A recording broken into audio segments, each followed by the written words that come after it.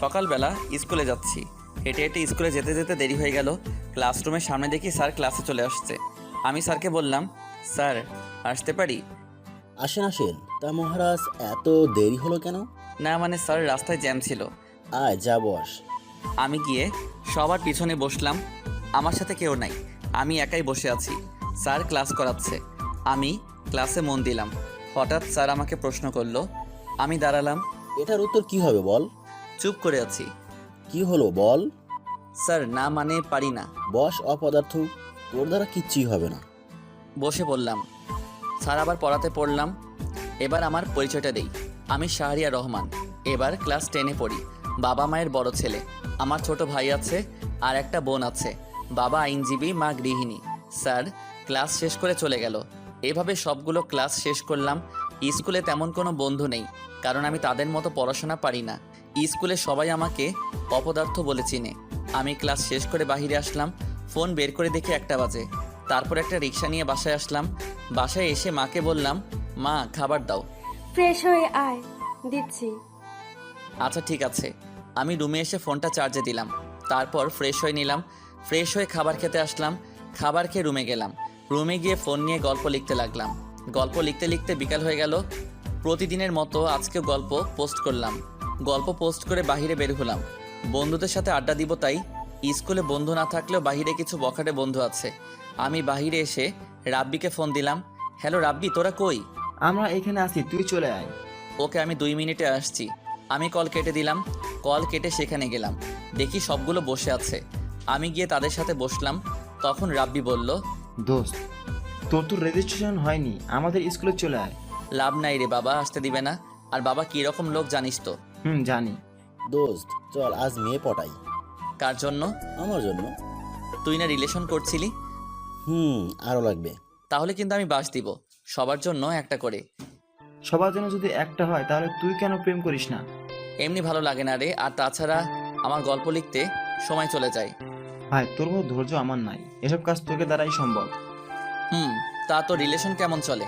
মোটামুটি চলে, কি যে প্যারা দেয় রে ভাই। এইভাবে আমরা 3জন মিলে কথা বলতে লাগলাম। কথা বলতে বলতে কখন যে সন্ধ্যা হয়ে গেছে বুঝতে পারিনি। তারপর তাদের বিদায় দিলাম। আমি বাসায় চলে আসলাম। এসে কলিং বেল দিলাম। তখনই রাইসা এসে দরজা খুলে দিল। আমাকে বলল, ভাইয়া, বাবা চলে আসছে। ও এখন কই? সোফায় বসে আছে। আচ্ছা। আমি ভিতরে গেলাম। তখনই বাবা বলল, কি রে, এতক্ষণ কই ছিলি? না মানে একটু বাইরে ছিলাম। সামনে পরীক্ষা, পড়তে বস। আর পরীক্ষায় ভালো রেজাল্ট না করলে তখন বুঝাবো। জি আচ্ছা। আমি রুমে চলে আসলাম। রুমে এসে ফ্রেশ হয়ে পড়তে বসলাম। আসলে পড়তে বসলাম শুধু দেখানোর জন্য। বই সামনে রেখে ফোন টিপছি। নোটিফিকেশন চেক করতে লাগলাম। কমেন্টগুলো পড়তে লাগলাম। তখনই একটা মেয়ের আইডি থেকে মেসেজ আসলো। আইডির নাম ছিল জিয়া রহমান। আমি মেসেজ ওপেন করলাম। ভাইয়া, আপনার গল্পগুলো খুব ভালো লাগে পড়তে।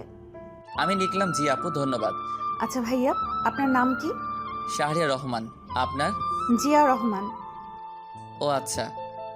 তা কি করেন আপনি? পড়াশোনা করি। আপনি? আমিও। তা কোন ক্লাসে পড়েন? এবার 10। আপনি? আমিও। ও ভালো। কি করছেন এখন? বই সামনে রেখে ফোন টিপছি। ও, তাহলে পড়েন না কেন? এমনিতেই ভালো লাগে না। এটা কোনো কথা হলো? আপনি কি করছেন?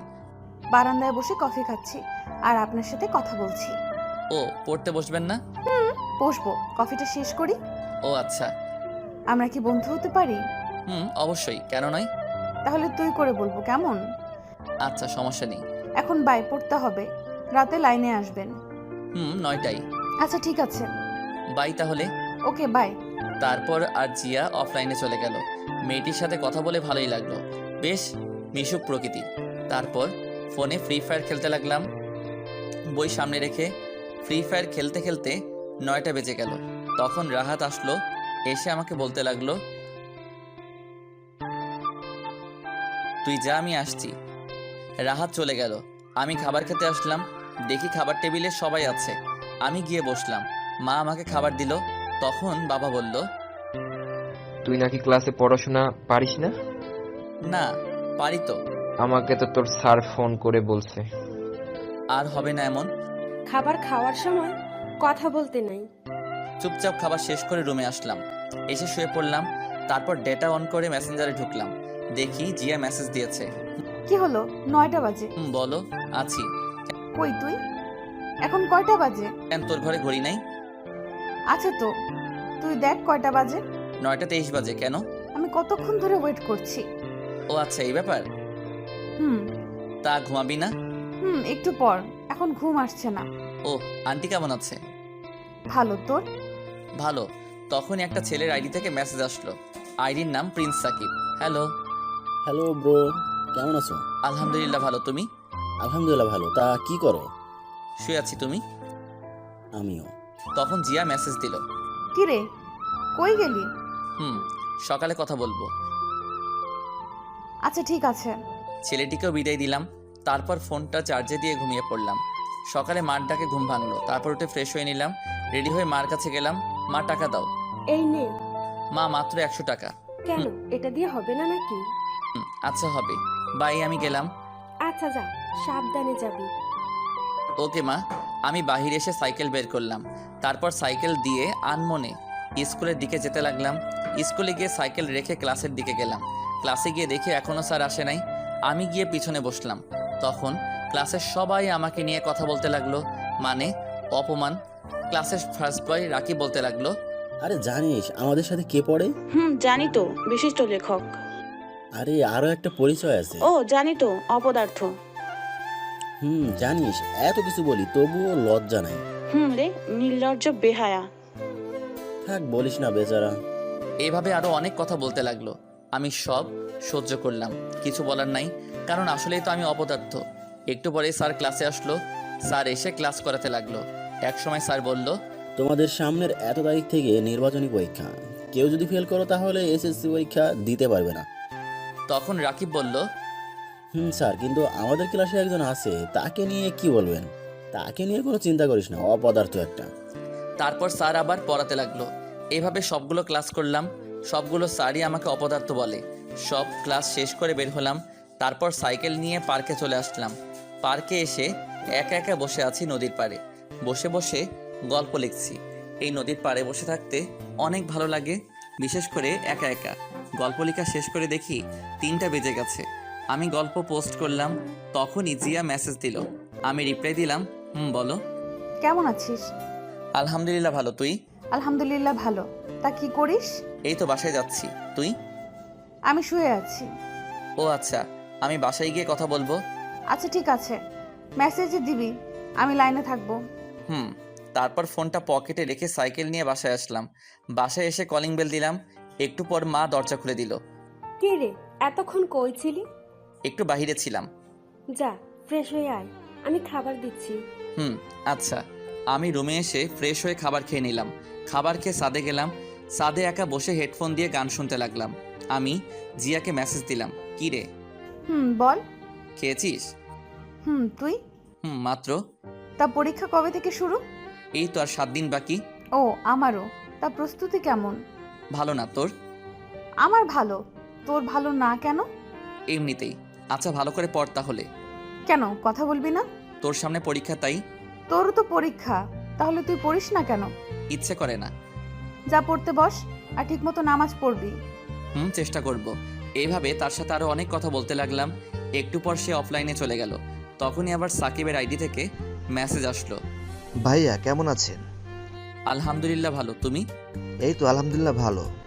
আচ্ছা ভাইয়া, একটা কথা বলি। বলো। আপনি সবসময় কষ্টের গল্প লিখবেন। আচ্ছা, আর আমি কষ্টের গল্প বেশি পছন্দ করি। আমারও পড়তে ভালো লাগে। গল্পের মাঝে আমাকে খুঁজে পাই। তুমি কি কাউকে ভালোবাসো? ভাই, আপনি কাউকে ভালোবেসেছেন? না, তেমন কাউকে পাইনি। ভাই, প্রেম না করলে গল্পের শেষে এত রোমান্স কর দেন কেমনে? গল্প লিখলে কি প্রেম করতে হবে, এমন কোনো নিয়ম আছে? না তা না। আচ্ছা, আপনার বাসা কই? ময়মনসিংহ। তোমার? ঢাকা উত্তরা। ও, এভাবে তার সাথে আরো কথা বললাম। কথা বলতে বলতে কখন যে সন্ধ্যা হয়ে গেছে বুঝতে পারিনি। সন্ধ্যায় রুমে আসলাম। রুমে এসে ফোনটা একটু চার্জে দিলাম। তারপর পড়তে বসলাম, কিন্তু পড়তে ইচ্ছে করছে না। বই নিয়ে শুধু পাতা উল্টাচ্ছি, কিন্তু কোনটা পড়বো বুঝতে পারছি না, কারণ সব পড়া বাকি। তারপর একটা বিষয় নিয়ে পড়তে লাগলাম। পড়তে পড়তে খাবারের সময় হয়ে গেল। তারপর খাবার খেতে আসলাম। চুপচাপ খাবার খেয়ে নিলাম, তারপর রুমে আসলাম। রুমে এসে ফোন টিপতে লাগলাম, কমেন্টগুলো পড়তে লাগলাম। আবার জিয়া মেসেজ দিল, কি রে, কি করিস? শুয়ে আছি, তুই? আমিও। তা খেয়েছিস? তুই? দোস্ত, তোর একটা পিক দে। আগে তোরটা দে, তারপর। না, আগে তোরটা দে। Okay wait. তারপর আমি পিক দিলাম, একটু পর জিয়াও তার পিক পাঠালো। আমি দেখে তো পুরাই ক্র্যাশ। মায়াবী দুটি চোখ, চিকন একজোড়া ঠোঁট, উফ, দেখতে পরীর মতো লাগছিল। কিছু বললাম না। দোস্ত, জানিস আমি এসএসসি পরীক্ষার পর মেসে চলে যাব ঢাকায়। ও আচ্ছা। আচ্ছা, তুই রিলেশন করিস? কথা বলে কি মনে হয়? জানি না, বল না। না রে, কখনো পাইনি মনের মতো। তাছাড়া আমার আবার প্রেম। কেন? তা তুই কি করিস? প্রেম করি না, কিন্তু একজনকে ভালো লাগে খুব। ও ভালো। আচ্ছা, এখন ঘুমাই রে। আচ্ছা ভাই, আমি ঘুমিয়ে পড়লাম। এভাবে দেখতে দেখতে পরীক্ষা চলে আসলো। জিয়ার সাথে বন্ধুত্ব আর অনেক ফ্রি, আর সাকিবের সাথেও অনেক ফ্রি। সবগুলো পরীক্ষা মোটামুটি ভালো দিলাম, কিন্তু গণিত পরীক্ষা তেমন ভালো হয়নি। পরীক্ষা শেষে একদিন বিকালে ছাদে বসে আছি, তখন হঠাৎ দেখি বাবা ছাদে। বাবা আসতেই আমি দাঁড়িয়ে গেলাম। বাবা বলতে লাগলো, কি রে, তুই নির্বাচনী পরীক্ষায় গণিতে ফেল করছিস কেন? চুপ করে আছি। সারাদিন ফোন নিয়ে পড়ে থাকিস কেন? আজ থেকে তোর ফোন চালানো বন্ধ। আমার হাত থেকে ফোনটা নিয়ে গেল। বাবা ঠাস করে আমাকে চট দিল, তারপর চলে গেল। আমি রুমে আসলাম। রুমে এসে দরজা বন্ধ করে দিলাম। মার রুম থেকে ঝগড়ার আওয়াজ আসলো। আমি জানি এখন বাবা মার সাথে ঝগড়া করছে। ঝগড়ার মাঝে থাপ্পড়ের আওয়াজ পেলাম। বুঝলাম বাবা মাকে মারছে। তখন মনে হয়েছিল নিজেকে শেষ করে দেই, কারণ আমার জন্য মা বাবার হাতে চর খেলো। আমি বিছানায় শুয়ে পড়লাম। তারপর কান্না করতে করতে কখন যে ঘুমিয়ে পড়লাম মনে নেই। সকালে দেখি দরজায় কেউ ডাকছে। বুঝলাম যে এটা মা। আমি উঠে দরজা খুলে দিলাম। তারপর মা আমার হাতে ফোন দিয়ে বলল, ফোনে বেশি সময় দিবি না, ঠিকমতো পড়ায় মন দে। আমি মাকে জড়িয়ে ধরলাম আর কান্না করে দিলাম। তখন মা বলল, এই নে 4,000 টাকা। তুই অনেক দিন ধরে বলেছিলি গিটার কেনার কথা, আমার কাছে আর নেই। টাকাগুলো নিয়ে মাকে বললাম, মা তুমি আমার জন্য কেন কষ্ট করো? যেদিন তুই সন্তানের বাবা হবি সেদিন বুঝতে পারবি।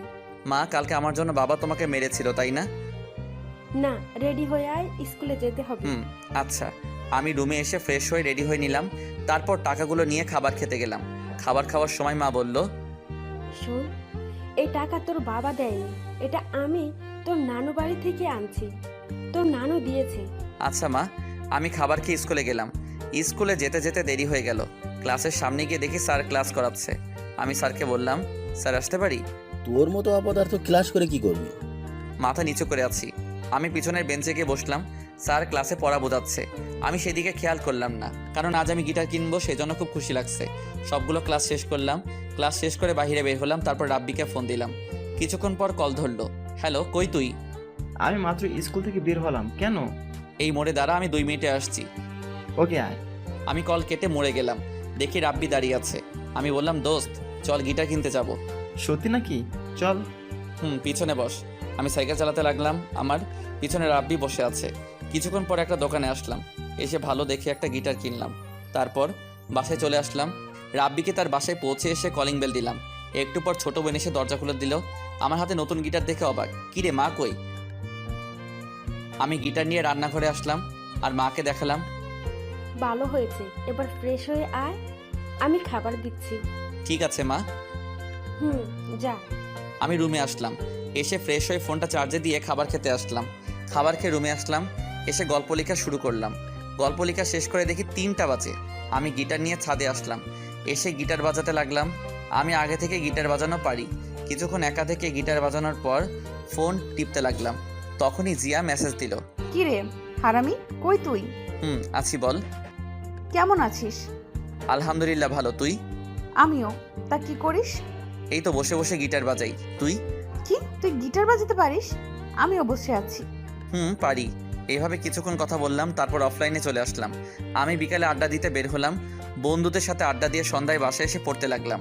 পড়াশোনা শেষ করে খাবার খেতে গেলাম। খাবার খেয়ে রুমে এসে সাকিব আর জিয়ার সাথে কথা বলতে লাগলাম। কথা বলা শেষ করে ঘুমিয়ে পড়লাম। এভাবে চলে গেল অনেক দিন। দেখতে দেখতে পরীক্ষা চলে আসলো।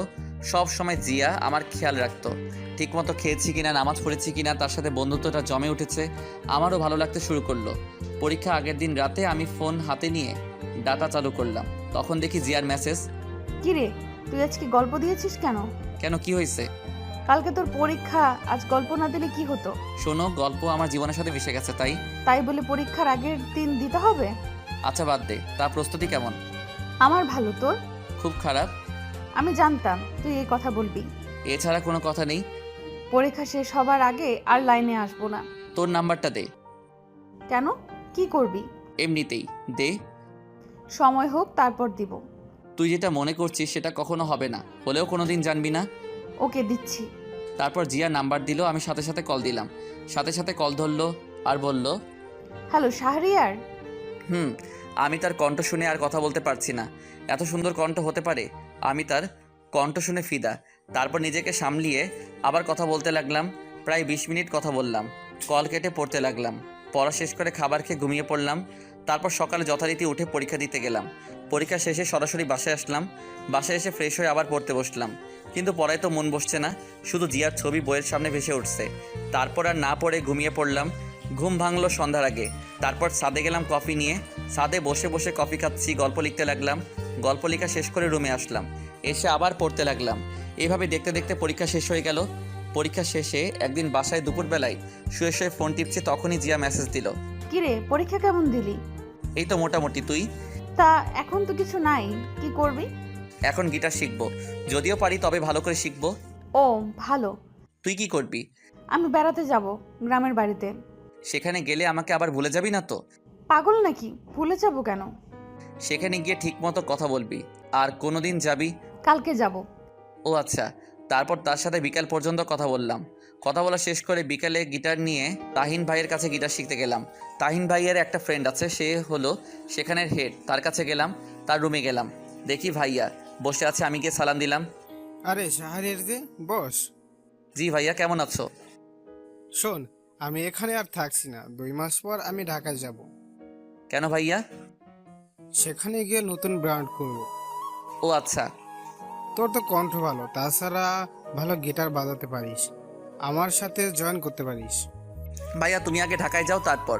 আমি এখানে যতদিন আছি ততদিন ভালো করেই শিখে নিবি। আচ্ছা ঠিক আছে ভাইয়া। তারপর ভাইয়ার কাছে গিটার শিখতে লাগলাম।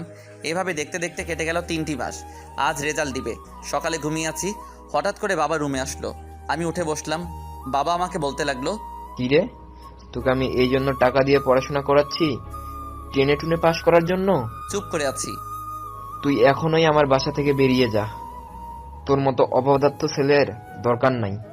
চুপ করে আছি। তুই যদি না যাস তাহলে আমার মরা মুখ দেখবি। এই বলে বাবা চলে গেল। কিছুক্ষণ মায়ের রুম থেকে ঝগড়ার আওয়াজ পেলাম। একসময় মনে হলো মাকে বাবা মারছে। আমি ব্যাগ গুছিয়ে নিলাম, সাথে গিটারটা নিয়ে বেরিয়ে আসলাম। আসার সময় মার সাথে দেখা করনি, কারণ মা আমাকে আসতে দিবে না। আমি অনেক আগে থেকেই অনুমান করতে পেরেছিলাম যে পরীক্ষায় ভালো রেজাল্ট না করলে বাবা বাসা থেকে বের করে দিবে। ঠিক আজ তাই হলো। আমি বাস স্টেশনে আসলাম, তারপর ঢাকার টিকিট কাটলাম। টিকিট কেটে বাসে বসে আছি আর ভাবছি, সবাই যদি পড়াশোনা পারে আমি কেন পারবো না? আমাকে পারতেই হবে। যে করে হোক আমি নিজেকে পরিবর্তন করব। মার জন্য খুব কান্না পাচ্ছে। পরীক্ষায় কম পেলে কি সন্তানরা অপদার্থ হয়ে যায়? এসব ভাবছি আর কান্না করছি। আমি ফোন বের করে সাকিবকে মেসেজ দিলাম, সাকিব আমি ঢাকায় আসছি।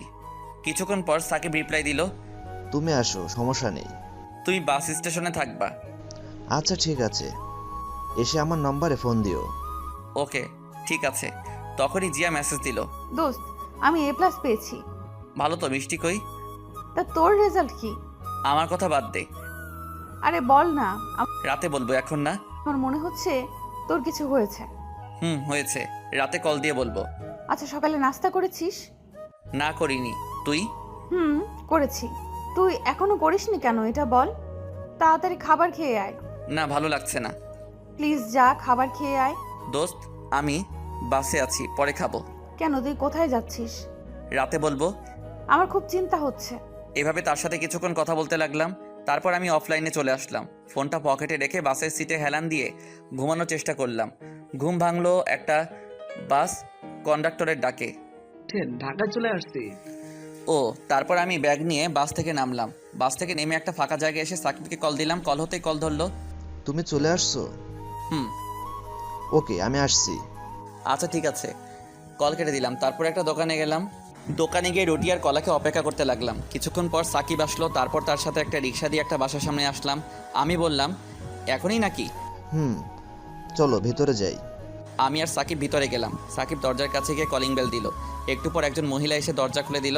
সাকিব ওনাকে বলল, মা, এই হচ্ছে শাহরিয়া। বাবা কেমন আছো? জি আন্টি, আলহামদুলিল্লাহ ভালো। আপনি? ভালো আছি, ভেতর আসো। তারপর ভিতরে গেলাম।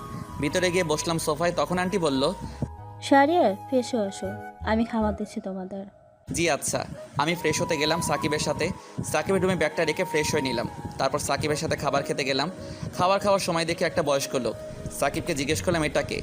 এটা আমার নানা। আমি নানাকে বললাম, নানা ভালো আছেন? তুমি নাকি?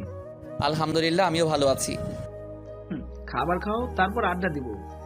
ঠিক আছে। তারপর আমরা সবাই মিলে খাবার খেয়ে নিলাম। খাবার খেয়ে রুমে আসলাম। একটু পর সাকিব আসলো। এখন একটু শুয়ে থাকো, বিকালে ঘুরতে যাব। তুমি আমার বড়, আমাকে তুই করে বলবা প্লিজ। আরে না, এটা কি করে হয়? না হলে কিন্তু চলে যাব। আচ্ছা ঠিক আছে, তুই করেই বলবো। হুম তা কলেজে ভর্তি হবা না? হব। ও, তখনই নানা ভাই আসলো। অতবার নানা ভাইয়ের সাথে আড্ডা দিতে লাগলাম। আড্ডা দিতে দিতে বিকাল হয়ে গেল। তারপর সাকিব বলল, চলো কোথাও থেকে ঘুরে আসি। দাঁড়াও, আমি একজনকে ফোন দেই। আমি তাহিন ভাইকে ফোন দিলাম। কিছুক্ষণ পর কল ধরলো। হ্যালো শাহরিয়ার, বল। ভাই আমি ঢাকায়, আমি তোমার সাথে জয়েন হতে চাই। তুই এখন আসতে পারবি? পারবো ভাই। তাহলে এই ঠিকানায় তোর গিটার নিয়ে চলে আয়। ঠিক আছে। তারপর বের হলাম। সাকিব তার বাইক বের করলো। আমি বললাম, ভাই তুমি গিটার নিয়ে বসো, আমি চালাচ্ছি। ওকে। তারপর আমি বাইক চালাচ্ছি। সাকিব রাস্তা বলে দিতে লাগলো। কিছুক্ষণ পর সেই জায়গায় আসলাম।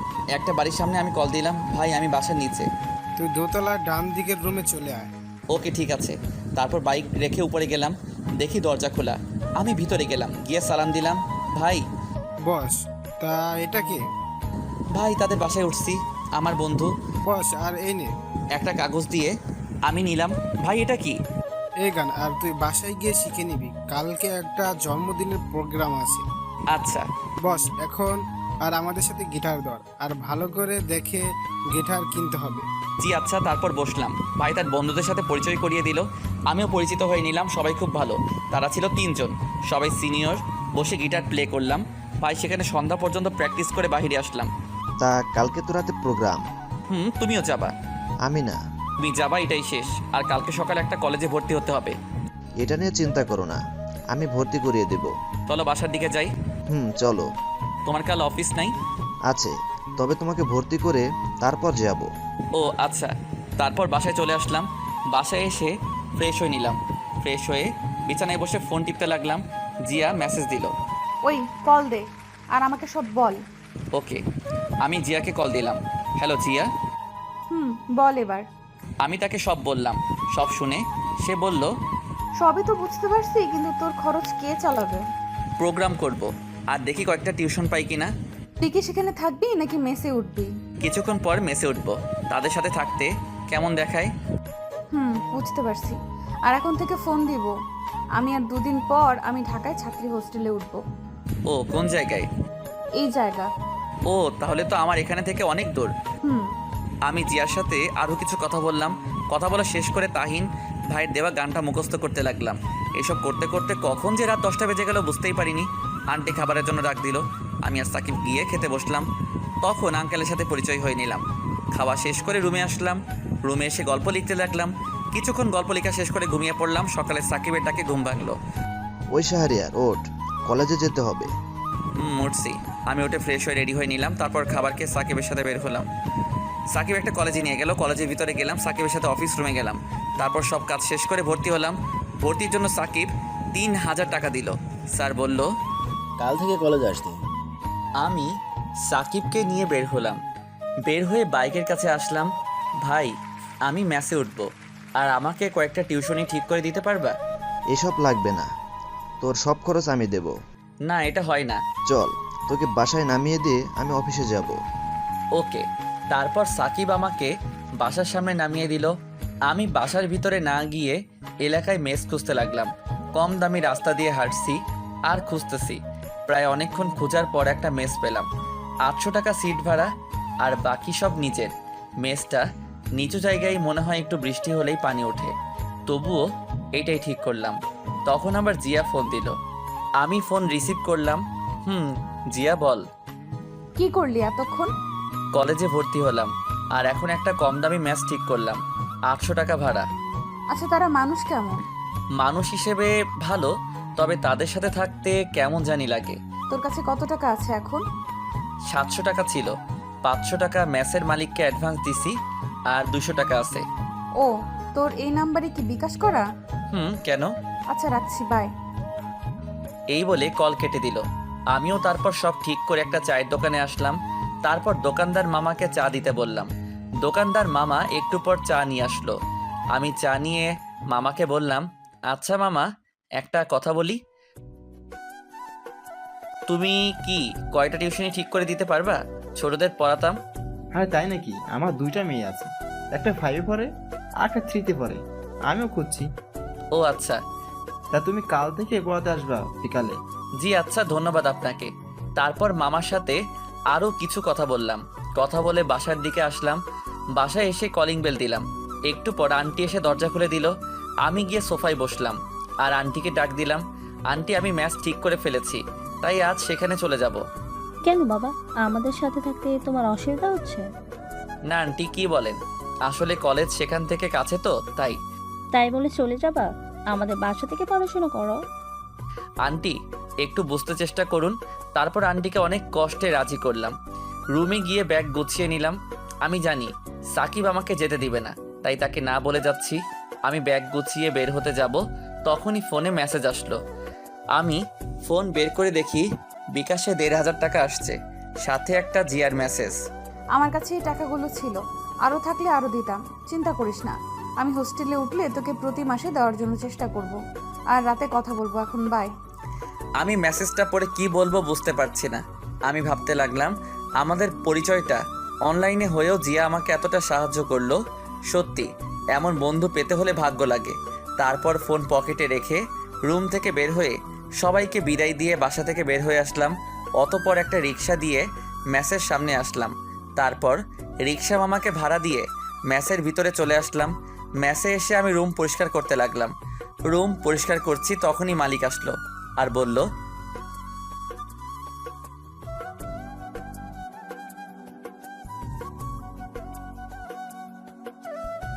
জি আচ্ছা। তারপর আমি ওনার সাথে সব আনতে গেলাম, এনে সব ঠিক করতে লাগলাম। সব কিছু ঠিক করে দেখি বিকাল হয়ে গেছে। আমি জানি এই চকি আর তোষক আরেকজনের, আর শালার এই মালিকে চাপাবাজি করে টাকা হাতানোর ধান্দা। তবু কিছু করার নেই, দিতে হবে। আমি তারপর গোসল করতে গেলাম। গোসল শেষ করে রেডি হলাম বাহিরে যাওয়ার জন্য। বাহিরে এসে একটা চায়ের দোকানে আসলাম। তারপর দোকানদারকে চা দিতে বললাম। তখনই আমার ফোনে কল আসলো। আমি ফোন বের করে দেখি সাকিব ফোন দিছে। আমি কল রিসিভ করলাম। ভাই। তুমি নাকি বাসা থেকে মেসে উঠছো? ভাই। কেন এটা বলো, আমাদের সাথে থাকলে কি সমস্যা হতো? না মানে ভাই, আমি কিন্তু খুব মাইন্ড করলাম। আসলে ভাই একটু বুঝতে চেষ্টা কর, আমি চাই কষ্ট করে মানুষ হতে। এই জন্য চলে যেতে হবে? ভাই তুমি আমার এভাবে পাশে থাকলেই হবে। কি বলবো তোমাকে, কিছু বলার নাই। কল কেটে দিল। আমি বুঝতে পারছি যে আমার উপর রাগ করছে, কিন্তু এছাড়া আমার কোনো উপায় ছিল না। আমি চা রুটি খেয়ে ফোন হাতে নিয়ে দেখি জিয়ার মেসেজ। কি রে, দুপুরে খেয়েছিলি? আমি লাইনে আসলাম। খেয়েছি। আমি খেয়েছি। তুই কি খেয়েছিস? খেয়েছিলি? ওই তো রুটি আর চা মাত্র এটা খেলাম। কোনো খাওয়া হলো? এতক্ষণ কি করলি? ওই তো সব পরিষ্কার করলাম, তাই মনে ছিল না। পকেটে টাকা আছে? বিকাশেরটা তুলিনি এখনো। শোন, এখন কলেজ ড্রেস বানাবি। আচ্ছা ঠিক আছে, আমি আজ রাতে একটা প্রোগ্রামে যাব। আর শোন না, আমি 2টা টিউশনি পেয়েছি, কাল থেকে পড়াতে যাব। 2টা টিউশনি অনুমান করা হলেও মাসে 2000 টাকা হবে, আর বাকিটা? সমস্যা নেই, আর যদি কয়েকটা টিউশনি পাই তাহলে হয়ে যাবে। রাতে কিসের প্রোগ্রাম? ওই যে জন্মদিনের গান, আর আমি গিটার বাজাবো। আচ্ছা শোন, সাবধানে থাকবি, আর রাতে আমাকে মেসেজ দিবি। আচ্ছা আন্টি কেমন আছে, আর আসবি কবে? আমি আসবো কালকে বিকালে, আমার সাথে বাবা আসবে। ও আচ্ছা, এখন যাই রে, সন্ধ্যা হয়ে গেছে। নামাজ পড়ে যা। ঠিক আছে। তারপর ফোন পকেটে রেখে নামাজে গেলাম। নামাজ শেষ করে আবার ম্যাচে আসলাম গিটার নেওয়ার জন্য। গিটারটা নিয়ে বাহিরে আসলাম। তারপর একটা রিক্সা দিয়ে তাহিন ভাইয়ের বাসায় চলে আসলাম। তাহিন ভাইয়ের বাসায় এসে কলিং বেল দিলাম। কিছুক্ষণ পর এসে দরজা খুলে দিল, আমাকে দেখে বলল, তোর জন্য অপেক্ষা করছি, আয়। আমি ভিতরে গেলাম, দেখি সবাই রেডি হচ্ছে। সবাই আর একবার প্র্যাকটিস করো। সেখানের একটা ভাই বলল, চল। তারপর সবাই মিলে একটু প্র্যাকটিস করে নিলাম। কিছুক্ষণ পর সবাই রেডি হয়ে একটা গাড়িতে উঠলাম। বেশিক্ষণ পর একটা বড় বাড়ির সামনে আসলো। আমি ঘড়ির দিকে তাকিয়ে দেখি 9টা বেজে গেছে। আমরা ভিতরে গেলাম, তখন একটা ছেলে এসে তাহিন ভাইয়ের সাথে কথা বলল। তারপর ছেলেটার পিছনে আমরাও গেলাম। বাড়ির ভিতরে গিয়ে দেখি বাসা ভরা অনেক লোকজন। আমরা গিয়ে স্টেজে উঠলাম। তখন তাহিন ভাই বলল, তোর গান মুখস্থ আছে? ভাই। তুই আমার গিটারটা বাজা। ঠিক আছে। পারবি তো? ইনশাল্লাহ পারবো। তখন তাহিন ভাই সবার উদ্দেশ্যে বলল, আমি প্রাচীর ব্র্যান্ড থেকে তাহিন বলছি। আজ আপনাদের মাঝে একজন নতুন ছেলেকে পরিচয় করিয়ে দিই। তখনই আমাকে ডাকলো।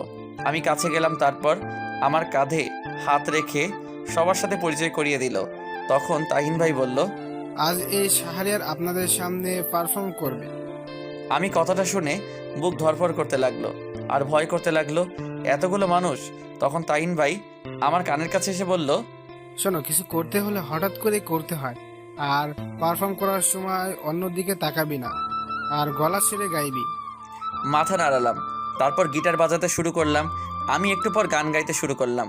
প্রথম দিকে ভয় হচ্ছিল, কিন্তু পরে সব ঠিক হয়ে গেছে। আমি গানটা শেষ করার পর সবাই হাততালি দিতে লাগলো। তখন তাহিন ভাই আসলো। শাহরিয়ার, তুই যা, বস। তারপর আমি পিছনে আসলাম। একটু পর তাহিন ভাই পারফর্ম করলো। এইভাবে প্রায় 11টা বেজে গেল। আমরা সব কিছু গুছিয়ে গাড়িতে উঠলাম। তাহিন ভাই আমাকে ম্যাচের সামনে নামিয়ে দিল। তারপর আমার হাতে কিছু টাকা দিল। আমি টাকা নিতে চাচ্ছিলাম না, তবুও জোর করে টাকা দিল আর বলল, ভালো করে প্র্যাকটিস করবি, আর তুই আমার গিটারটা নিয়ে যা, আমারটা দিয়ে প্র্যাকটিস করবি। তোরটা আমি নিয়ে গেলাম। ওকে ঠিক আছে ভাই। তারপর তাহিন ভাই তাদের নিয়ে চলে গেল। আমি গিটারটা নিয়ে ম্যাচে আসলাম। রুমে এসে দেখলাম 1500 টাকা দিছে। আমি রুমে এসে গিটারটা রেখে ফ্রেশ হতে গেলাম। ফ্রেশ হয়ে শুয়ে পড়লাম, কারণ সেখান থেকে খেয়ে আসছি, তাই খেতে হবে না। শুয়ে ফোন টিপতে লাগলাম। দেখি জিয়ার মেসেজ। কিরে, মেসে গেছোস? মাত্র এসে শুইছি। তাহলে চুপচাপ ঘুমা, বেশি রাত জাগবি না। আচ্ছা। কাল কলেজে যাবি তো নাকি? যাব। কাল কলেজ শেষ করে বই কিনবি আর একটা প্রাইভেট পড়বি। ঠিক আছে। ওকে, ঘুমিয়ে পড় তাহলে। আমি অফলাইনে চলে আসলাম। ফোনটা চার্জে দিয়ে ঘুমিয়ে পড়লাম। সকালে ঘুম থেকে উঠে দেখি 8টা বাজে। আমি ফ্রেশ হতে গেলাম, তখনই 3জন ছেলে আসলো আমার রুমে। তারা মনে হয় অন্য রুমে থাকে। এসে আমাকে একজন বলতে লাগলো, ভাই, আপনার সাথে পরিচিত হতে আসলাম। ও বসেন সবাই। তা আপনার নাম কি? শাহরিয়া রহমান। আপনার? আমি জনি, ও রাব্বি, আর সে জাবির। আচ্ছা ভাই, আপনারা তো আমার চেয়ে সিনিয়র। আমি ইন্টার প্রথম বর্ষে। চল তাহলে খাবার খেয়ে আসি। আচ্ছা ভাই, খাবারের বিষয়টা কিভাবে বললে ভালো হতো? খাওয়া 1000 টাকা, আর খালার বিল 300 টাকা, মোট 1300 টাকা, আর ওয়াইফাই এর জন্য বিল 100 টাকা, আর বাকিটা তো তুমি জানোই। ও আচ্ছা। তারপর আরও কিছু কথা বললাম। কথা বলে তাদের বিদায় দিয়ে আমি রেডি হয়ে নিলাম কলেজে যাওয়ার জন্য। তারপর রেডি হয়ে ম্যাসের সবার সাথে খাবার খেয়ে নিলাম। খাবার খেয়ে একটা রিক্সা নিয়ে কলেজে চলে আসলাম। কলেজে এসে রিক্সা মামাকে টাকা দিয়ে আমি ভিতরে গেলাম। একজনকে জিজ্ঞেস করলাম, ভাই প্রথম বর্ষের ক্লাসটা কোনটা? 202 নাম্বারটা দে। আমি ক্লাসরুম খুঁজে ক্লাসে গেলাম। ক্লাসে গিয়ে দেখি ক্লাস শুরু হয়ে গেছে। আমি স্যারকে বললাম, স্যার আসতে পারি? এসো। আমি ক্লাসের ভিতরে গেলাম। তারপর স্যার বলল, তুমি কি নতুন? জি স্যার, নতুন। তোমার নাম কি? জি, শাহরিয়া রহমান। ও দাঁড়াও, আমি সবার সাথে পরিচয় করিয়ে দিচ্ছি। তারপর স্যার আমাকে সবার সাথে পরিচয় করিয়ে দিল। পরিচয় শেষ করে আমি একটা ছেলের সাথে বসে পড়লাম। স্যার ক্লাস করাতে লাগলো, আমিও মনোযোগ দিয়ে ক্লাস করতে লাগলাম। স্যার ক্লাস শেষ করে চলে গেল। তখন ছেলেটা আমাকে বলল, হ্যালো, আমি সাব্বির। হাই, আমি শাহরিয়ার। আমরা কি বন্ধু হতে পারি? অবশ্যই। এরপর ছেলেটার সাথে আরও কিছু কথা বললাম। কথা বলতে বলতে দেখি স্যার আসলো। স্যার এসে পড়াতে লাগলো। সবগুলো ক্লাস মন দিয়ে শেষ করলাম। ক্লাস শেষ করে আমি আর সাব্বির বাহিরে আসলাম। তখন সাব্বির বলল, দোস্ত চল কফি খেয়ে আসি। চল। তারপর দুজনে কফি খেতে ক্যান্টিনে গেলাম। কফি খেতে খেতে গল্প করতে লাগলাম। এভাবে সাব্বিরের সাথে কিছুক্ষণ আড্ডা দিয়ে ম্যাসে চলে আসলাম। ম্যাসে এসে গোসল করে নিলাম। গোসল করে খাবার খেয়ে নিলাম। খাবার খেয়ে বিছানায় শুয়ে পড়লাম। তারপর ফোন টিপতে লাগলাম। দেখি জিয়া লাইনে নেই। আমি কল দিলাম, কিন্তু কল কেটে দিল। একটু পর একটা মেসেজ আসলো জিয়ার থেকে। আমি গাড়িতে, বাবা সাথে আছে, সন্ধ্যায় লাইনে আসবো, বাই। ঠিক মতো খাবার খেয়ে নিস। আমি মেসেজটা পড়ে কিছুক্ষণ হাসলাম। আমি ভাবলাম মেয়েটা আমার এত কেয়ার করে কেন, আর আমি সবসময় তার কথা ভাবি কেন। তারপর কিছুক্ষণ গল্প লিখলাম। গল্প লিখে রেডি হয়ে নিলাম। রেডি হয়ে চাচার দোকানে গেলাম। চাচা আমাকে দেখে বলল, তোমার জন্য অপেক্ষা করছি। ও আচ্ছা, চলুন তাহলে। এরপর চাচা দোকান বন্ধ করলো। তারপর তার সাথে গেলাম। আমি চাচার পিছনে হাঁটছি। একটু পর চাচা একটা বস্তিতে নিয়ে গেল। তারপর চাচার বাসায় গেলাম। বাসাটা ছোট কিন্তু পরিষ্কার। আমি ওনার ছেলে মেয়েদের নিয়ে রুমে গেলাম। তারপর দুজনকে পড়াতে লাগলাম। পড়ানো শেষ করে সন্ধ্যার আগে ম্যাসে ফিরলাম। ম্যাসে এসে শুয়ে পড়লাম। তখনই তাহিন ভাই ফোন দিল। আমি ফোনটা রিসিভ করলাম। হ্যালো ভাই, আসসালামু আলাইকুম। আসসালামু আলাইকুম। একটা খবর আছে। কি ভাই? তুই জানিস তোর গান তো ইউটিউবে ভাইরাল, 1 মিলিয়ন ভিউ হয়েছে। তাই নাকি ভাই? কাল সন্ধ্যায় তোকে নিয়ে একটা জায়গায় যাব। আচ্ছা ঠিক আছে ভাই। তারপর আরও কিছু কথা বলে শেষ করে দিলাম। তখনই জিয়ার মেসেজ। লাইনে আয়। আমি লাইনে আসলাম। কি করিস? এই তো বসে আছি। তুই? আমিও বসে আছি, বাসা থেকে চলে আসছি তো তাই মনটা খারাপ। চিন্তা করিস না। আর খেয়েছিস? তুই হুম। ড্রেস বানাতে দিয়েছিলি? এই রে, মনে ছিল না। তুই এখনই যা, না হলে কলেজে বকা দিতে পারে। আচ্ছা যাচ্ছি। যা, নামাজ পড়ে তারপর যাবি। ঠিক আছে। তাড়াতাড়ি যা। আমি ম্যাচ থেকে বেরিয়ে একটা রিক্সা নিয়ে কাছাকাছি একটা মার্কেটে চলে আসলাম। তারপর এসে ড্রেসের কাপড় কিনে দর্জির দোকানে দিয়ে ম্যাচে চলে আসলাম। ম্যাচে এসে পড়তে বসলাম। তখন জিয়া কল দিল। আমি কল রিসিভ করলাম। আসসালামু আলাইকুম। ওয়ালাইকুম আসসালাম। কি করিস? পড়তে বসলাম। তুই? এই তো মাত্র এসে পড়তে বসলাম। শোন না। বল, শুনছি। খুব একা লাগছে। কেন, হোস্টেলে আর কোনো মেয়ে নেই? আরে আছে তো, কিন্তু ওদেরকে চিনি না। পরিচিত হয়ে নে। ভালো করে পড় তাহলে। তুইও পড়। আর 9টায় লাইনে আসবি। ওকে। সব সময় জামাইয়ের চিন্তা করিস না, পড়। শালা, আমি কি তোর মতো? আমি আবার কি করলাম? বাল। তুই বকাও দিতে পারিস? জানতাম না। বাল, পড় এখন। আল্লাহ হাফেজ। এই বলে কল কেটে দিল। আমি তার কথা শুনে হাসতে লাগলাম। হাসছি আর বলছি, পাগলি একটা। এসব বাদ দিয়ে পড়তে লাগলাম। কালকের পড়া শেষ করে খাবার খেয়ে নিলাম। খাবার খেয়ে দেখি 9:30 বাজে। আমি বিছানায় শুয়ে পড়লাম। তারপর লাইনে এসে দেখি জিয়ার অনেকগুলো মেসেজ। ওই শালা, 9টা বাজে। শালা কই তুই? কিরে কই তুই? এরকম আরও অনেক মেসেজ। আমি রিপ্লাই দিলাম, বল। আসছি তো। রাগ করিস কেন? আমি খেতে গেছিলাম তাই দেরি হয়েছে, সরি। ও আচ্ছা ঠিক আছে। তুই খেয়েছিস? শোন না। বল। আমিও গল্প লিখতে চাই। ও আচ্ছা, লিখবি, সমস্যা কি? কিন্তু কিভাবে শুরু করব এটা বলে দে। প্রথমে প্রাকৃতিকভাবে শুরু হবে, তারপর মাঝে ঘটনা থাকবে, শেষে মিল থাকবে। আচ্ছা শোন, আমি গল্প লিখে তোকে দেখাবো।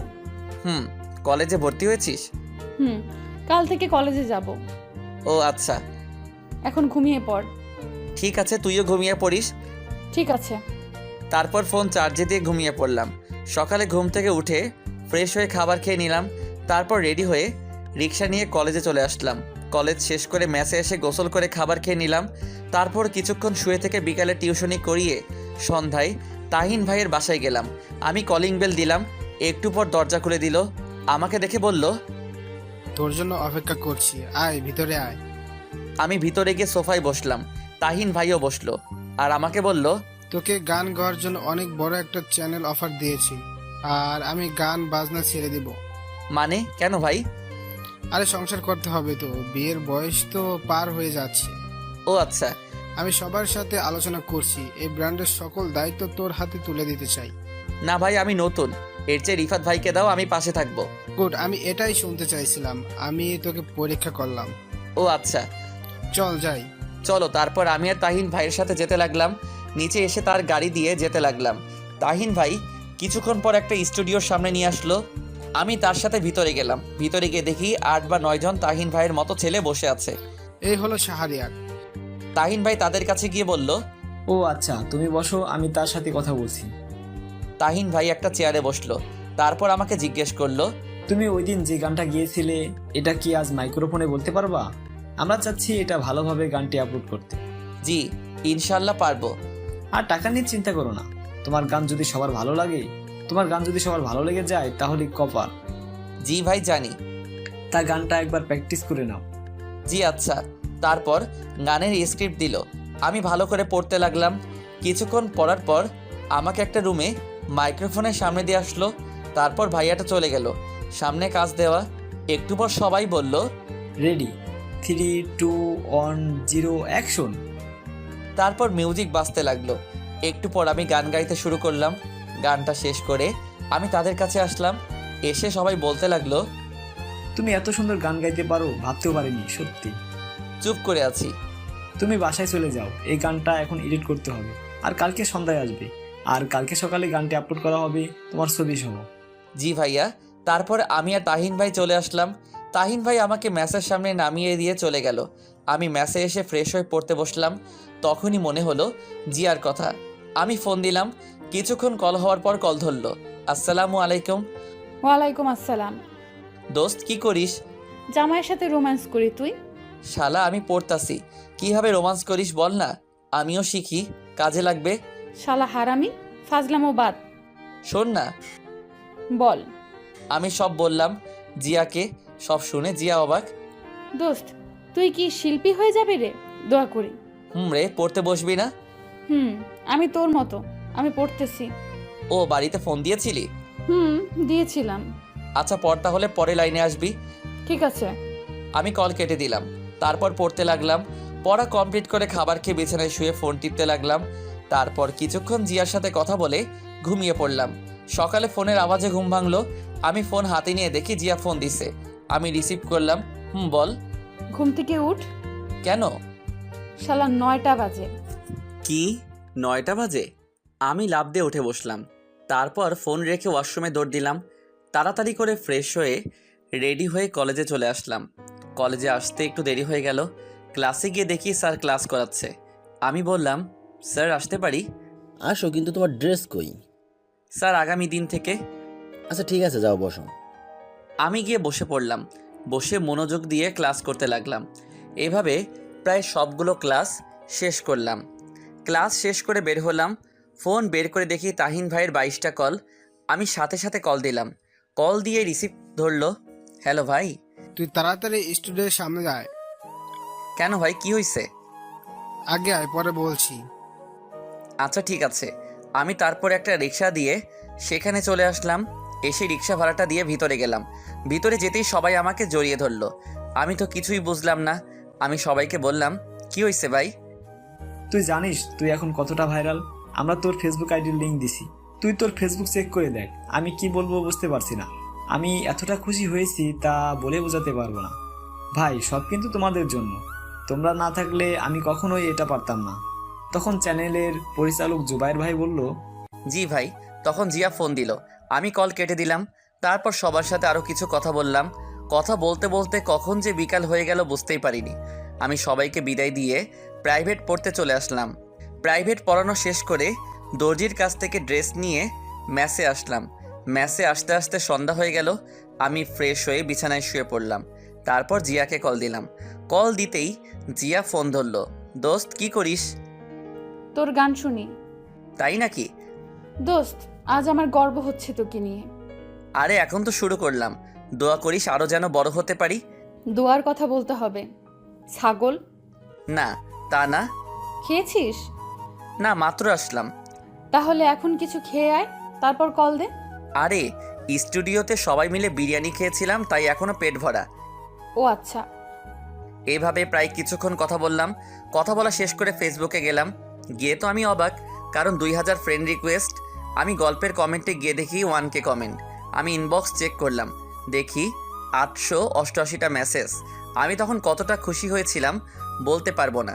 তখনই মাথায় একটা আইডিয়া আসলো, ফেসবুকে পেজ খোলার। আমি একটা আমার নাম দিয়ে পেজ খুললাম। পেজ খুলে আরও কিছুক্ষণ ফেসবুক চালিয়ে রাতের খাবার খেয়ে নিলাম। খাবার খেয়ে ঘুমিয়ে পড়লাম। 2 বছর পর ইন্টার পরীক্ষা শেষ, তাই সকালে ঘুমিয়ে আছি। তখনই কলের শব্দে ঘুম ভাঙলো। আমি কলটা ধরলাম। হ্যালো। দোস্ত, আমি কালকে বাসায় চলে যাব। কেন? আরে পরীক্ষা শেষ, হোস্টেলে থেকে কি করব, আর বাবাও যেতে বলছে। ও আচ্ছা, আজ আমার সাথে দেখা করবি? ঠিক আছে। কয়টায় আসবো? আজ তোর জন্য একটা সারপ্রাইজ আছে। আমিও তোকে একটা কথা বলবো। আচ্ছা, তাহলে বিকেলে এই জায়গায় চলে আসবি। আচ্ছা। আচ্ছা, এখন রাখি, একজন কল দিছে। কে কল দিছে? আরে তুই রাখ, দেখা হলে বলবো। তখনই জিয়া কল কেটে দিল। আমি উঠে ফ্রেশ হয়ে নিলাম। তারপর খাবার খেয়ে বাইক নিয়ে মার্কেটে গেলাম। এই 2 বছরে নিজেকে অনেক পরিবর্তন করছি। নিজের বাড়ি গাড়ি সব হয়েছে। মার্কেটে এসে গোলাপ নিলাম, কারণ আজ জিয়াকে আমার মনের কথা বলবো। আমিও জানি সেও আমাকে ভালোবাসে, কিন্তু লজ্জার কারণে বলতে পারছে না। তাই আজ আমিই বলবো। গোলাপ নিয়ে তারপর একটা শাড়ি কিনলাম। এসব কিনে আমি আমার ফ্ল্যাটে চলে আসলাম। বাসায় এসে রহিম চাচাকে বললাম চা দিতে। আমি রুমে এসে ড্রেস চেঞ্জ করে ইউটিউবে কাজ করতে লাগলাম। একটু পর রহিম চাচা কফি নিয়ে আসলো। কাজ করতে করতে কখন যে দুপুর হয়ে গেল বুঝতেই পারিনি। আমি গোসল করতে গেলাম।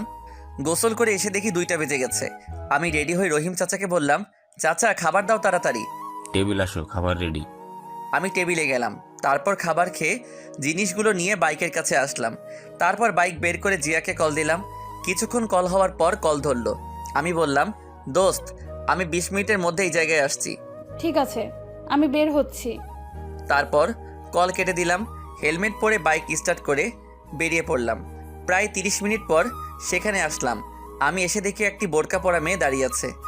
আমি কাছে গেলাম, বুঝলাম এটা জিয়া। আমি গিয়ে তার সামনে বাইকটা ব্রেক করলাম। তখন জিয়া বলল, শাহরিয়ার, হুম। চল ওখানে গিয়ে বসি। বাইক রেখে তার কাছে গেলাম। সে বসে আছে। আমি পকেট থেকে ফুলটা বের করে হাঁটু গেড়ে বসলাম আর বলতে লাগলাম, ভালোবাসার সংজ্ঞা আমার জানা নেই। যদি কাউকে দেখার জন্য বারবার মন আনচান করার নাম ভালোবাসা হয়, তবে আমি তোকে ভালোবাসি।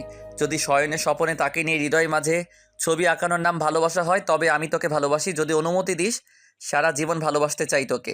আমি কথাগুলো বলে ফুলটা সামনে এগিয়ে দিলাম। আমি নিচের দিকে তাকিয়ে আছি। একটু পর জিয়া বলল, আমি তোকে ভালোবাসি না, আর আমি তোকে কখনো ভালোবাসতে পারবোও না। তখনই কোথা থেকে একটা ছেলে এসে বলতে লাগলো, ওই জিয়া জানু। এই বলে ছেলেটা জিয়ার হাত ধরলো। আমি তখনই ছেলেটাকে মারতে লাগলাম। ছেলেটাকে নাকে ঘুষি মারলাম, ছেলেটার পেটে লাথি মারলাম। তখনই হঠাৎ করে জিয়া আমাকে থাপ্পড় মারলো। আমি ছেলেটাকে ছেড়ে দিয়ে জিয়ার দিকে তাকালাম। তখনই জিয়া আমাকে বলতে লাগলো, তুই এতটা খারাপ আমি ভাবতে পারিনি। তুই আর কোনো দিন আমার সাথে কথা বলবি না। আমি চুপ করে আছি। আমি শুধু তোকে বন্ধু ভাবতাম, তাই তোর এত কেয়ার করতাম। আর তুই, ছি, তোর মতো ছেলেদের বন্ধু বানানো যায়, কিন্তু কখনো ভালোবাসা যায় না। চুপ করে আছি। কি যোগ্যতা আছে তোর শুধু গান গাওয়া ছাড়া? তুই জানিস সে কে? তার সাথে আমার বাবা বিয়ে ঠিক করছে। ও আচ্ছা। তুই কোনো দিন আমাকে মেসেজ দিবি না। আমি শাড়িটা হাত থেকে ফেলে দিলাম। তারপর বাইকের কাছে গিয়ে বাইকটা স্টার্ট করে চলে আসলাম। হেলমেট পরিনি, বাইক চালাচ্ছি আর কান্না করছি। আমি ভাবতে লাগলাম, জিয়া আমাকে এতটা ঘৃণা করবে ভাবতে পারিনি। আমি ভাবতাম জিয়া আমাকে ভালোবাসে, কিন্তু আমি ভুল ছিলাম। আমি বাইক দিয়ে কোন দিকে যাচ্ছি মনে নেই। হঠাৎ করে দেখি সামনে থেকে একটা বড় ট্রাক আসছে। আমি অন্যমনস্ক থাকায় বাইকটা কন্ট্রোল করতে পারিনি। ট্রাকটি এসে আমাকে ধাক্কা দিল। আমি বাইক থেকে পড়ে গেলাম। মাথা থেকে রক্ত পড়ছে। কিছুক্ষণ পর চোখ বন্ধ হয়ে গেল, আর কিছু মনে নেই। যখন চোখ খুললো তখন নিজেকে হাসপাতালে আবিষ্কার করলাম। এক পাশে তাকিয়ে দেখি তাহিন ভাই, জুবাইর ভাই আমার পাশে বসে আছে। আমি আস্তে করে বললাম, আমি এখানে কেন? তখন তাহিন ভাই বলল, তোর কথা বলতে হবে না, শুয়ে থাক। আমি কথা বললাম না। একটু পর ডাক্তার আসলো আর আমার চোখ খুলে দেখে বলল, 4 দিন পর জ্ঞান ফিরল। শুনে তো অবাক। আমি ডান পা নাড়াতে লাগলাম, কিন্তু নাড়াতে পারছি না। তখন জুবাইর ভাই বলল, চিন্তা করিস না, আমরা আছি, ঘুমা তুই। একটু পর ডাক্তার একটা ইঞ্জেকশন দিল। একটু পরে আমি ঘুমিয়ে পড়লাম। ওদিকে জিয়া বাসায় চিন্তা করতে লাগলো। ঠিকমতো খাওয়া দাওয়া নেই জিয়াও। এই 4টা দিন কথা না বলে খুব খারাপ লাগছে। শাহরিয়ারের জন্য আমার এত কষ্ট হচ্ছে কেন? তবে কি আমি শাহরিয়ারকে ভালোবাসি? না, এটা কি করে হয়? না, আমি শাহরিয়ারকে ভালোবাসি, তাকে ছাড়া আমি চলতে পারবো না। তখনই জিয়া তার রুম থেকে বের হয়ে তার বাবার কাছে যায়। জিয়া দেখে তার বাবা বিছানায় শুয়ে আছে। জিয়া গিয়ে তার বাবার পাশে বসলো। তখন তার বাবা বলল, কি রে, কিছু বললি? বাবা। বল। আসলে বাবা, না মানে আরে বল। বাবা, আমি এই ছেলেকে বিয়ে করব না, আমি শাহরিয়ারকে বিয়ে করব। শাহরিয়াকে? তারপর জিয়া তার বাবাকে আমার কথা সবকিছু বলল। সবই তো বুঝতে পারছি, কিন্তু তার মা বাবা ছাড়া তোকে কি করে তার হাতে তুলে দেয়? চিন্তা করো না, এটা আমি ঠিক করব। তুমি শুধু মাকে রাজি করাও প্লিজ, আমি তাকে ছাড়া বাঁচবো না। যা তুই। সব শুনে তার বাবা বলল। তারপর জিয়া চলে আসলো, এসে টিভি দেখতে লাগলো, কিন্তু টিভি দেখা ভালো লাগছে না। এদিকে আমি ঘুম থেকে উঠলাম, জানালা দিয়ে তাকালাম, দেখে বুঝতে পারলাম দুপুর হয়ে গেছে। হঠাৎ দেখি কিছু সাংবাদিক আমার কাছে আসলো। পাশে দেখি জুবাইর ভাই আছে। আমাকে জুবাইর ভাই শুয়া থেকে বসালো আর বলল, সাংবাদিকরা মানলো না? তখনই একটা সাংবাদিক আমার মুখের সামনে মাইক্রোফোন দিয়ে বলল, আপনি কি করে অ্যাক্সিডেন্ট করলেন? বাইক দিয়ে। আপনি কি অন্য মানুষকে হয়ে বাইক চালান নাকি? হুম। কেন? এটা আমার ব্যক্তিগত। ওদিকে জিয়া টিভিতে লাইভে শাহরিয়ারের এই অবস্থা দেখে নিজেকে ক্ষমা করতে পারছে না। তখনই কল দিল, কিন্তু ফোন বন্ধ বলছে। জিয়া রুমে গিয়ে কান্না করতে লাগলো। এদিকে আমি সাংবাদিকদের সব প্রশ্নের উত্তর দিতে লাগলাম। কিছুক্ষণ পর তারা চলে গেল। একটু পর একজন নার্স এসে খাইয়ে দিল। খাইয়ে দেওয়ার পর আমি বিছানায় শুয়ে পড়লাম। ওইদিকে জিয়া তার বাবার কাছে গিয়ে বলল, বাবা, আমি ঢাকায় যাব, শাহরিয়ার হাসপাতালে ভর্তি। কেন, কি হয়েছে? শাহরিয়ার হাসপাতালে ভর্তি। আর যেতে হবে না। কি বলছো বাবা? তোর মাকে বলে দেখ যেতে দেয় কিনা। আমি কিছু জানি না। এরপর জিয়া তার মার কাছে গেল, গিয়ে বলতে লাগলো, মা, আমার ঢাকায় যেতে হবে। কেন? পরীক্ষা তো শেষ। মা, পরে আবার চলে আসবো। এই বলে জিয়া রুমে দৌড় দিল। তার মা পিছন থেকে ডাকতে লাগলো, কিন্তু শুনল না। রুমে গিয়ে রেডি হয়ে নিল। কিছুক্ষণ পর রেডি হয়ে বাসা থেকে দৌড়ে বেরিয়ে পড়ল। এদিকে আমি জুবাইর ভাইকে বললাম, ভাই আমার ফোন কই? ফোন ভেঙে গেছে? ও আচ্ছা, সিমগুলো আছে? আছে, এই নে। আমি সিমগুলো নিলাম। জুবাইর ভাই বলল, শোন, ডাক্তার বলছে তোর সুস্থ হতে 15 দিন বা 16 দিন লাগবে, কারণ তোর ডান পায়ে বেশি আঘাত পেয়েছিস। ও আচ্ছা, ঠিক আছে। ফোন লাগবে নাকি? খুব একা লাগছে, তাই ফোন হলে ভালো লাগতো। ঠিক আছে, আমি এখন চাই, আর সন্ধ্যা আসার সময় নতুন ফোন নিয়ে আসবো। ঠিক আছে ভাই। তখন রহিম চাচা আসলো। একটু পর জুবাইর ভাই চলে গেল। রহিম চাচা এসে আমার পাশে বসলো আর বলল, আমি জানি কি জন্য এরকম হলো। মাথা নিচু করে আছি। তুমি দেখো, এই মেয়ে এসে তোমার পায়ে পড়ে ক্ষমা চাইবে। চাচা জানেন, আজ মার কথা খুব মনে পড়ছে। মা শুনলে কি যে করতো। তোমাদের বাসায় ফোন দিবে? না, যদি বাবা থাকে। আমি ফোন দিই, তোমার আম্মুর নাম্বার বলো। তখন চাচা তার ফোন বের করলো, আমার কাছে ফোনটা দিয়ে বলল, কল দাও। আমি ফোনে নাম্বারটা তুললাম, এরপর কল দিলাম। কিছুক্ষণ পর কল ধরলো। আসসালামু আলাইকুম, কে বলছেন? মার কণ্ঠটা শুনে কান্না করে দিলাম। হ্যালো, কে? আর কান্না করছেন কেন? আমি কলটা কেটে দিলাম, আর একটু হলে মা চিনে ফেলতো। তখন চাচা বলল, থাক, কান্না করো না, সব ঠিক হয়ে যাবে। চাচাকে জড়িয়ে ধরলাম। চাচা আমাকে মাথায় হাত বুলিয়ে বলতে লাগলো, শুয়ে পড়ো এখন। এরপর চাচা আমাকে ধরে শুয়ে দিল। আমি শুয়ে পড়লাম। শুয়ে শুয়ে চাচার সাথে কথা বলতে লাগলাম। কথা বলতে বলতে কখন যে সন্ধ্যা হয়ে গেছে বুঝতে পারিনি। সন্ধ্যায় জুবাইর ভাই আর তাহিন ভাই আসলো, হাতে একটা ব্যাগটা এনে আমার কাছে দিল আর বলল, দেখ তোর ফোন পছন্দ হয় কিনা। আমি ব্যাগটা নিয়ে খুললাম, তারপর ফোনটা বের করলাম। ফোন বের করে দেখি অনেক দামি ফোন। ভাই, এত দামি ফোন? মাত্র 28,000 টাকা। আর শোন, তাড়াতাড়ি সুস্থ হতে হবে, কারণ এই তারিখে আমার বিয়ে। তাই নাকি? তা বিয়েটা কই হবে? আমার দেশের বাড়িতে, এখানে করব না। ও আচ্ছা। পছন্দ হয়েছে? ভাই, খুব পছন্দ হয়েছে। তখনই দরজার দিকে তাকিয়ে দেখি জিয়া। আমি দেখেও না দেখার ভান করলাম। আমি সিমগুলো ফোনে ভরলাম, ভরে ফোনটা অন করলাম। জিয়া এসে আমার পাশে বসলো। আমি তবুও তাকালাম না, আমি ফোন টিপতে লাগলাম। জিয়া আমার পায়ে ধরে বলতে লাগলো, আমাকে ক্ষমা করে দে, আমি বুঝতে পারিনি। এই বলে কান্না করে দিল। আমি বললাম, আরে না, আমারই ভুল ছিল, বন্ধুত্বের মধ্যে এটা আমার উচিত হয় নাই। তখনই জুবাইর ভাই বলল, সবাই বাইরে চলো। সবাই বাহিরে চলে গেল। এরপর আমাকে বলতে লাগলো, আমি এই কয়দিনে তোর শূন্যতা অনুভব করেছি। আমি বুঝেছি তুই কি ছিলি আমার জীবনে। চুপ করে আছি। প্লিজ আমাকে আপন করে নে। চুপ করে আছি। তুই যদি আমাকে আপন করে না নিস তাহলে আমি হাত কাটবো, সত্যি। না, পাগলামি করিস না। আমাকে আপন করে নে। না, আমি সুস্থ হই তারপর। প্লিজ, আমি আর পারছি না। আমি তার দিকে তাকালাম, দেখি চোখের নিচে কালো দাগ, মুখটা শুকিয়ে গেছে। চেহারার এই অবস্থা কেন? তোর মতো কেউ শাসন করে না, তাই। চুপ করে আছি। ওই ছেলের সাথে আমার মা বিয়ে ঠিক করছে, তাই ওই দিন আমার সাথে দেখা করতে আসছিল, আর আমি তোকে মেরেছিলাম কারণ ভয়ে ওই ছেলে যদি আমার মাকে উল্টো পাল্টা বলে দিত। ক্ষমা করে দে। ঠিক আছে। জিয়া তখনই আমার ঠোঁটে কিস করলো, প্রায় 10 মিনিট পর ছাড়লো। আমি বললাম, এটা কি হলো? কি আবার হবে? তুই এখন মেসে চলে যা। আমি তোর সাথে থাকবো। না, থাকতে পারবি না। এখন থেকে তুই বলা বাদ, তুমি করে বলবো। চেষ্টা করব। তখনই সবাই আসলো আর বলল, তাহলে থাক, আমরা চলে যাই। আচ্ছা।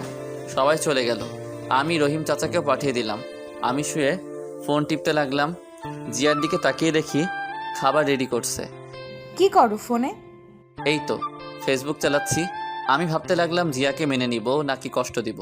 না, কষ্ট দিব না। কষ্ট দিলে উল্টাপাল্টা কিছু করতে পারে। যে রাগী, তখন জিয়া আমাকে সোপ খাইয়ে দিতে লাগলো। আমি ইনবক্সে গিয়ে দেখি 1K মেসেজ। বেশিরভাগ মেসেজে গল্প দেন না কেন? আমি গল্প লিখতে লাগলাম। তখন জিয়া বলল, এখন গল্প লিখতে হবে না, কেন? কাল থেকে লিখবা। আর শোনো, আমি আর বাসায় ফিরে যাচ্ছি না। গেলে মা ওই ছেলের সাথে বিয়ে দিয়ে দিবে। তখনই ডাক্তার আসলো, এসে আমার পা থেকে প্লাস্টার খুললো, আর ডাক্তার বলল, পা একটু নাড়াতে চেষ্টা করুন। আমি পা নাড়াতে চেষ্টা করলাম, পায়ে একটু একটু শক্তি পেলাম। তারপর ডাক্তার জিয়াকে শিখিয়ে দিল কিভাবে কি করতে হবে। জিয়া এসে পায়ে একটা ওষুধ লাগিয়ে দিল। এরপর এসে আমাকে জড়িয়ে ধরলো। আমি কিছু বললাম না, কারণ খুব ভালোবাসি যে। প্রায় অনেকক্ষণ থাকার পর রাতের খাবার খাইয়ে দিল। আমিও তাকে খাইয়ে দিলাম। এরপর জিয়া এসে আমার পাশে বসলো। ঘুমাবা না? না। আমার পাশে জায়গা আছে, শুয়ে পড়ো। না, তোমার সমস্যা হবে। না, সমস্যা হবে না, শুয়ে পড়ো। তারপর আমার পাশে শুয়ে পড়লো। জিয়া জড়িয়ে ধরলো। এটা কি হচ্ছে? আমাদের এখনো বিয়ে হয়নি। হবে তো নাকি? যখন হবে তখন দেখা যাবে। আমার মাথায় হাত বুলিয়ে দিল। একটু পর ঘুমিয়ে পড়লাম। মাঝরাতে হঠাৎ করে ঘুম ভেঙে গেল। আমি দেখি জিয়া আমার বুকে শুয়ে আছে, আর শরীর খুব গরম। আমি কপালে হাত দিয়ে দেখলাম জ্বর। তখন ভাবলাম উনি নিজে অসুস্থ, আর উনি নাকি আমাকে সেবা করার জন্য আসছে। আমি পাশ থেকে পানি নিলাম, একটা কাপড় নিলাম যে কপালে পট্টি দিতাম। দেখলাম একটু দূরে একটা তার রুমাল। আমি উঠতে গেলাম কিন্তু পারছি না, তাই পানি নিয়ে কপালে মুছে দিলাম। তখনই আমাকে আরো শক্ত করে জড়িয়ে ধরলো আর বলল, আমাকে একটু আদর করো। জিয়া ঘুমাও। জিয়া তখনই আমার ঠোঁটে কিস করতে লাগলো। একসময় আমি নিজেকে কন্ট্রোল করতে পারলাম না, আমি রেসপন্স দিতে লাগলাম। একসময় বুঝতে পারলাম কাজটা ঠিক হচ্ছে না, আমি ছেড়ে দিলাম।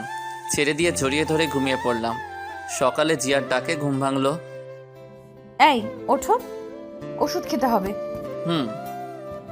10টা বাজে, ওঠো। তোমার জ্বর কমছে?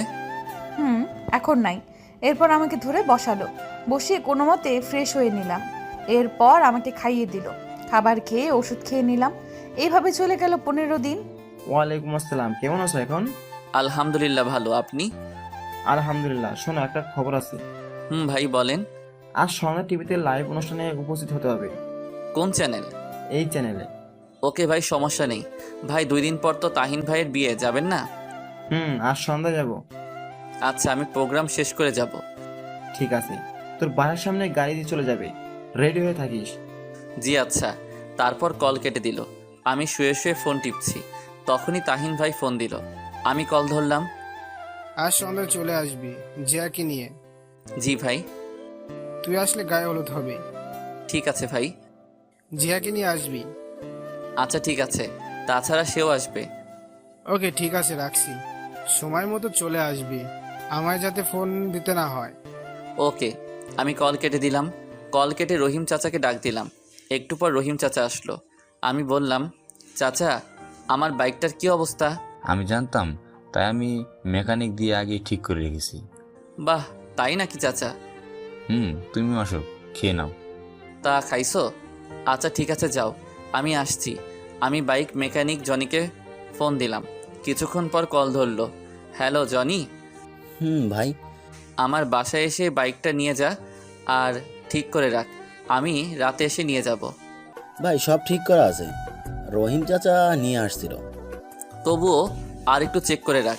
আর তোর দোকানে ভালো মানের হেলমেট আছে, যাতে ফেস না দেখা যায়। ভাই আছে, এখনই আসছি। আর বাইক নিতে হবে না, আমি আপনার বাসায় এসে চেক করে দিচ্ছি। আচ্ছা ঠিক আছে, আসার সময় ভালো হেলমেট নিয়ে আসবি। ঠিক আছে ভাই। এখনই চলে আয়। আমি কল কেটে দিলাম। কল কেটে টেবিলে গেলাম খাবার খেতে। তখন রহিম চাচা বলল, শাহরিয়ার গোসল করে খাবার খেতে আসো, দুপুর হয়ে গেছে। ঠিক বলছো। যাও তাহলে। আমি এসে গোসল করতে গেলাম। কিছুক্ষণ পর গোসল করলাম। গোসল করে এসে খাবার খেয়ে নিলাম। তখনই কলিং বেল বাজালো। চাচা গিয়ে দরজা খুলে দিল। আমি তাকিয়ে দেখি জনি আসছে, হাতে একটা হেলমেট, কভারে মোড়ানো। আমি বললাম, জনি হেলমেটটা রেখে বাইকটা দেখ। ঠিক আছে। এই বলে জনি আমার কাছে হেলমেটটা রেখে বাইক চেক করতে চলে গেল। আমি খাবার শেষ করে হেলমেটটা দেখতে লাগলাম। হেলমেটটা খুব পছন্দ হয়েছে। তখনই জিয়া কল দিল। আমি সাথে সাথে কল রিসিভ করলাম। ওই কল দাও নাই কেন? বিজি ছিলাম জান, আর আমি এখনই কল দিলাম। ওষুধ খেয়েছো? না, মাত্র খাবার খেলাম। শোনো না, বলো। তাহিন ভাইয়ের বিয়ে, তাই ময়মনসিংহ যেতে হবে। তুমিও যাবা? কিন্তু সেখানে তো অনেক লোক থাকবে। জানো না কি পরে যাবা? ঠিক আছে। শোন, বাইক নিয়ে যাব। কি বলো? না, একদম না। আরে কিচ্ছু হবে না। তবুও প্লিজ না। আরে রাতে বাস পাবা না, আর ট্রেনও নেই। ঠিক আছে। আমি ফোন দিলে বের হয়ে আসবা। আমি তোমার হোস্টেলের সামনে আসবো, রেডি হয়ে থাকবা। আচ্ছা। রাখি তাহলে, আল্লাহ হাফেজ। আল্লাহ হাফেজ। এরপর কল কেটে দিলাম। কল কেটে দিয়ে বাইরে আসলাম। এসে দেখি জনি বাইক চেক করছে। আমি গিয়ে বললাম, কিরে হয়েছে নাকি? ভাই হয়েছে, ব্রেকটা কম ছিল, এখন ঠিক করে দিয়েছি, সমস্যা নেই। তা কত হলো? ভাই আপনি দিয়েন। আমি পকেট থেকে 5,000 টাকা দিলাম। আমি বললাম, দেখো চলবে নাকি আরও লাগবে? চলবে ভাই। এরপর জনি চলে গেল। আমি ভিতরে আসলাম। ভিতরে এসে ওষুধ খেয়ে একটু ঘুমালাম। ঘুম ভাঙলো রহিম চাচার ডাকে। শাহরিয়ার, নিচে গাড়ি আসছে। কি বলো? এত তাড়াতাড়ি কেন? কয়টা বাজে? 5টা বাজে। আচ্ছা ঠিক আছে, উঠছি। আমি উঠে ফ্রেশ হয়ে রেডি হয়ে নিলাম। রেডি হয়ে নিচে গেলাম। নিচে গিয়ে গাড়িতে উঠে পড়লাম। প্রায় 20 মিনিট পর গাড়িটা সেই জায়গায় আসলো। তখন একটা মেয়ে আসলো আর আমাকে বলল, আপনি কি শাহরিয়ার? চলুন, প্রোগ্রাম এখনই শুরু হবে। জি চলুন। এরপর মেয়েটির সাথে একটা স্টুডিওর ভিতরে আসলাম। দেখলাম ভিতরে মোটামুটি বেশ লোকজন আছে। আমি যেতে একজন লোক বলল, ও আচ্ছা। এরপর আমি নিজেও প্রস্তুতি নিয়ে নিলাম। কিছুক্ষণ পর আমি ফোনটা সাইলেন্ট করে দিলাম। প্রোগ্রাম শুরু হলো। আমি চেয়ারে বসে আছি। মেয়েটিও দেখে আমার পাশে বসে আছে। চারদিক খুব সুন্দর করে সাজানো হয়েছে। চারদিকে অনেক ক্যামেরা আমার দিকে ঘোরানো, আর সাংবাদিক লাইভ শুরু হলো। তখন মেয়েটি বলে উঠল, কেমন আছেন আপনি? আলহামদুলিল্লাহ ভালো, আপনি? ভালো আছি। আপনার নামটা বলেন। জি শাহরিয়া রহমান। আপনার? রিয়া ইসলাম। ও আচ্ছা। তা আপনার এই বর্তমান অবস্থার জন্য কার বেশি অবদান? আমার এই অবস্থার জন্য আমার মায়ের, দেন তাহিন ভাইয়ের ফ্রেন্ড, এই যোগ দেই। এরপর ধীরে ধীরে সব হয়। আচ্ছা, আপনার এই জায়গায় আসতে কেমন লাগছে? আলহামদুলিল্লাহ অনেক ভালো লাগছে। এবার আপনার একটা ব্যক্তিগত প্রশ্ন করি। জি করুন। ওদিকে বাবা টিভি দেখছিল, কিন্তু হঠাৎ করে একটা চ্যানেলে লাইভ অনুষ্ঠানে আমাকে দেখে অবাক। তখনই বাবা তাড়াতাড়ি করে মাকে ডাক দেয়। মা বাবার ডাক শুনে তাড়াতাড়ি আসলো আর বলল, কি হয়েছে, ডাকো কেন? মা টিভির দিকে তাকিয়ে দেখে আমাকে লাইভে দেখাচ্ছে। মা মনোযোগ দিয়ে আমার লাইভ দেখতে লাগলো, আর ওদিকে জিয়া ইউটিউবে আমার লাইভ অনুষ্ঠান দেখতে লাগলো। এদিকে আমি। আপনার কাছে ভালোবাসা মানে কি? ভালোবাসা অক্সিজেনের মতো। অক্সিজেন ছাড়া যেমন মানুষ বাঁচে না, তেমনি বেঁচে থাকলেও ভালোবাসা ছাড়া মানুষ শান্তিতে থাকতে পারে না। তাই বেঁচে থাকার জন্য মানুষের ভালোবাসা খুব দরকার হয়। মানুষের জীবনে একজন দরকার, যাকে ভালোবাসতে হয় এবং তার কাছ থেকে ভালোবাসা পাওয়ার ইচ্ছা থাকে। তবে এ ভালোবাসায় থাকতে হয় শ্রদ্ধা ও সম্মানবোধ। সম্মানবোধ ও শ্রদ্ধা না থাকলে মুখে মুখে ভালোবাসা দিয়ে কাউকে সুখ দেয়া যায় না। বাহ, খুব সুন্দর। তা আমরা জানি আপনি একজন লেখক, খুব ভালো গল্প লেখেন। এটার সম্পর্কে কিছু বলেন। আসলে খুব ভালো গল্প লিখি এটা না, তবে আমি বাস্তবতাটা তুলে ধরার চেষ্টা করি। আর গল্প লেখা এটা আমার শখ। আচ্ছা, একজন দর্শক ইউটিউবে প্রশ্ন করছে, আপনার জীবনে ভালোবাসা এসেছিল? আমিও একজনকে খুব ভালোবাসি। আমার এখানে আসার পেছনে তার অবদানও কম নয়। ও আচ্ছা, তার নামটা জানতে পারি? না, কারণ তার অনুমতি নেই। এইভাবে আরও অনেক প্রশ্ন করলো। আমি সবগুলোই ভালোভাবে উত্তর দিলাম। শেষ দিকে একটা প্রশ্ন করলো, আপনার মতো কেউ যদি শিল্পী জগতে আসতে চায় তাদের সম্পর্কে কিছু বলুন। জি, আসলে আমাদের দেশে অনেক ছেলে মেয়ে আছে যারা পড়াশোনায় তেমন ভালো না, কিন্তু তারা অন্য দিক দিয়ে খুব ভালো। কিন্তু পিতামাতারা মনে করেন পড়াশোনা না পারলে কোনো মূল্য নেই। কিন্তু আমি বলবো, একটি পরীক্ষার রেজাল্ট একটি ছেলের ভবিষ্যৎ হতে পারে না। একটি ছেলের পরীক্ষায় খারাপ রেজাল্ট করলে তাকে বাড়ি থেকে বের করে দিতে পারে না। একটা পরীক্ষার রেজাল্ট একটি ছেলেকে খারাপ বানাতে পারে না। আমি এগুলো বলছি কারণ আমি নিজে পরীক্ষায় খারাপ রেজাল্ট করার জন্য আমার বাবা বাড়ি থেকে বের করে দেয়, একদিন খোঁজ পর্যন্ত নেয়নি। এই বলে লাইভে কান্না করে দিলাম। শাহরিয়ার, নিজেকে সামলানোর চেষ্টা করুন। আমার বাবা এমনকি আমার মাকেও আমার সাথে যোগাযোগ করার জন্য না করেছিল, আর বলেছিল আমি যদি বাড়িতে আসি তাহলে মরা মুখ দেখব। তখন আমার পাশে আমার ভালোবাসার মানুষটা না থাকলে আমি কখনো এই জায়গায় আসতে পারতাম না, কারণ আমার এই সময় পকেটে টাকা ছিল না খাওয়ার মতো। সে সব কিছু দিয়ে সাহায্য করছে, আর বিশেষ করে সে সাহস দিয়েছে। আপনাকে অনেক ধন্যবাদ আমাদের সাথে সময় দেওয়ার জন্য। আপনার হাতে এখন পুরস্কার তুলে দেবেন এই চ্যানেলের পরিচালক মোহাম্মদ জাকির চৌধুরী। আমি অনুরোধ জানাবো স্যারকে পুরস্কার তুলে দেওয়ার জন্য। এরপর স্যার আসলো। আমি চেয়ার থেকে দাঁড়ালাম। উনি এসে আমার হাতে একটি গাড়ির চাবি দিলেন। আমি তো অবাক। দোয়া করি অনেক বড় হও। জি। এরপর চাবিটা নিলাম, গিয়ে ওদের সাথে কিছু ছবি তুললাম। এরপর স্টুডিও থেকে বেরিয়ে এসে দেখি নতুন গাড়ি সামনে। আমি তখন কতটা খুশি হয়েছিলাম বলে বোঝানো যাবে না। আমি গাড়িতে উঠলাম, উঠে গাড়ি স্টার্ট দিয়ে গাড়ি চালাতে লাগলাম। কিছু দূর আসার পর মনে হলো আমার ফোন তো সাইলেন্ট করা। আমি গাড়িটা থামালাম, তারপর ফোন বের করে দেখি 50টা কল, সবগুলো জিয়ার। আমি কল দিলাম, কল দিতেই সাথে সাথে রিসিভ করলো। কুত্তা, শয়তান, বান্দর, বিড়াল, ইঁদুর। আরে থামো থামো, তুমি রেডি হয়ে মেসের সামনে দাঁড়াও। আমি গাড়িতে যাব না, বাইকে যাব। কেন, নতুন গাড়ির সমস্যা কি? বাইকে যেতে ভালো লাগবে। বাইকে গেলে ঠান্ডা লাগবে, তুমি দাঁড়াও, আমি আসছি। ঠিক আছে। আমি কল কেটে দিলাম। কল কেটে রহিম চাচাকে ফোন দিলাম। কিছুক্ষণ কল হওয়ার পর কল ধরলো। চাচা, আমি বাসায় আসবো না, নতুন গাড়ি পেয়েছি তাই ওটা করে যাব। অনুষ্ঠান তো দেখলাম, ঠিক আছে, রাখছি তাহলে। আচ্ছা। আমি কল কেটে দিলাম। তারপর গাড়ি স্টার্ট দিয়ে জিয়ার মেসের সামনে আসলাম। এসে দেখি জিয়া কালো বোরকা পরে দাঁড়িয়ে আছে। আমি বললাম উঠো, তখন জিয়া উঠে বসলো। আমি গাড়ি স্টার্ট দিয়ে গাড়ি চালাতে লাগলাম। আমি মাঝে মাঝে তার দিকে তাকাচ্ছি, কিন্তু বুঝলাম রেগে আছে। আমি বললাম, কি ম্যাডাম, এত রেগে আছেন কেন? কুত্তা, আমাকে প্রোগ্রাম শেষ করে কল দিসনি কেন? দিয়েছি তো। এত দেরি হলো কেন? সরি বউ। আমি কারো বউ না। তাই? তাই। একটু এদিকে আসবা? না, আসবো না। আসো না, ঠান্ডা লাগছে। চুপচাপ গাড়ি চালাও। কিছু বললাম না, চুপচাপ গাড়ি চালাতে লাগলাম। কিছুক্ষণ পর দেখি নিজে এসে আমাকে জড়িয়ে ধরলো। আমি তার দিকে তাকিয়ে হাসলাম, আবার গাড়ি চালানোতেও মন দিলাম। দীর্ঘ 2 ঘন্টা পর চিরচেনা ময়মনসিংহ আসলাম। এরপর তাহিন ভাইয়ের বাসার সামনে আসলাম। এসে দেখি বাড়িটা খুব সুন্দর করে সাজানো। আমি গাড়িটা নিয়ে গেটের সামনে হর্ন দিলাম। একটু পর দারোয়ান এসে গেট খুলে দিল। আমি গাড়ি ভিতরে নিয়ে গেলাম। এরপর ভিতরে গিয়ে হর্ন দিলাম। গাড়ির হর্ন শুনে তাহিন ভাই দৌড়ে আসলো। আমি জিয়ার দিকে তাকিয়ে দেখি ঘুমিয়ে পড়ছে।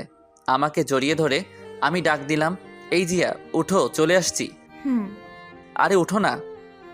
উঠছি। এরপর জিয়া উঠলো। আমি গাড়ি থেকে নামলাম। আমাকে দেখে তাহিন ভাই কাছে এসে বলতে লাগলো, নতুন গাড়ি উপহার পেলে টিট কই?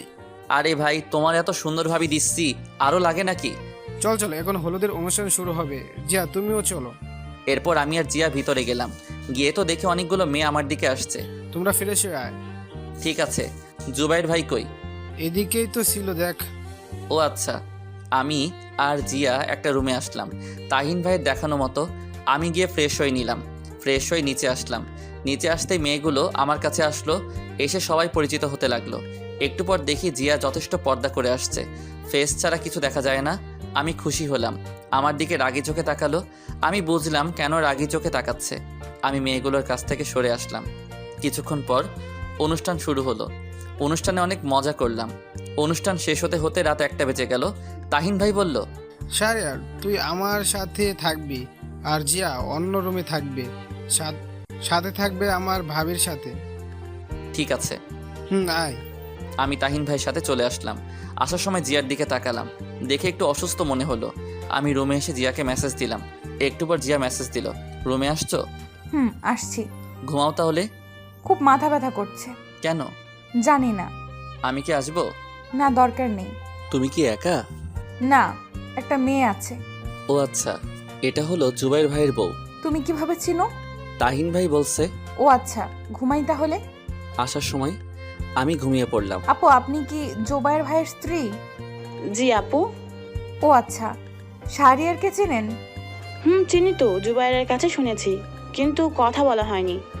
ও আচ্ছা। তুমি কি অসুস্থ? না, ঠিক তা না, মাথা ব্যথা করছে। ওহ আচ্ছা, টেবিলের ড্রয়ারে দেখো, মাথা ব্যথার ওষুধ থাকতে পারে। জি, দেখছি। এই আমাকে জুবাইর মেসেজ করে ডাকছে তার রুমে যেতে। তুমি একা থাকতে পারবে তো? জি, সমস্যা নেই। ঠিক আছে, যাচ্ছি। ওদিকে জিয়া, এরপর উনি চলে গেল। জিয়া ড্রয়ারে ওষুধ খুঁজতে লাগলো। অনেকগুলো ওষুধ, ওখান থেকে একটি ওষুধ বের করলো। তখনই কারেন্ট চলে গেল। জিয়া ফোন খুঁজে পাচ্ছে না, তাই বাইরের হালকা আলোয় ওখান থেকে একটা ওষুধ নিয়ে টেবিলের উপর থেকে পানি নিয়ে নিল। একটু পর কারেন্ট চলে আসলো। জিয়া লাইটটা বন্ধ করে এরপর শুয়ে পড়ল। তারপর বালিশের কাছে হাত দিয়ে দেখে তার ফোন। সে ওখানে ফোন রেখে ঘুমানোর চেষ্টা করলো, কিন্তু 20 মিনিট পর থেকে তার শরীরে অন্যরকম ফিলিংস কাজ করতে লাগলো। যখন খুব খারাপ লাগতে লাগলো তখন আমাকে ফোন দিল। এদিকে আমি ঘুমিয়ে পড়ছি, কিন্তু কলের শব্দে ঘুমটা ভেঙে গেল। আমি ঘুম ঘুম চোখে কল রিসিভ করলাম। হ্যালো। একটু আমার রুমে আসো তো। কেন? উফ, আসো তো, পারছি না। ভাবি না ছিল? চলে গেছে, প্লিজ আসো। আমি উঠে জিয়ার রুমে চলে আসলাম। এসে দেখি দরজা খোলা। আমি ভিতরে আসলাম, তখনই জিয়া এসে দরজা বন্ধ করে আমাকে বিছানায় ধাক্কা দিয়ে ফেলে দিল। আমি কিছুই বুঝতে পারছি না। আমি বললাম, জিয়া তুমি ঠিক আছো? একদম ঠিক। এবার আমাকে আদর করবা। মানে কি বলছো? আমাদের এখনো বিয়ে হয়নি। হয়নি, হবে তো। এই বলে আমার ঠোঁটে কিস করলো। প্রায় 10 মিনিট পর ছাড়লো। আমি জিয়াকে অনেক বাধা দেওয়ার চেষ্টা করছি, কিন্তু কিছুতেই পারছি না। এক সময় নিজেকে আর কন্ট্রোল করতে পারলাম না।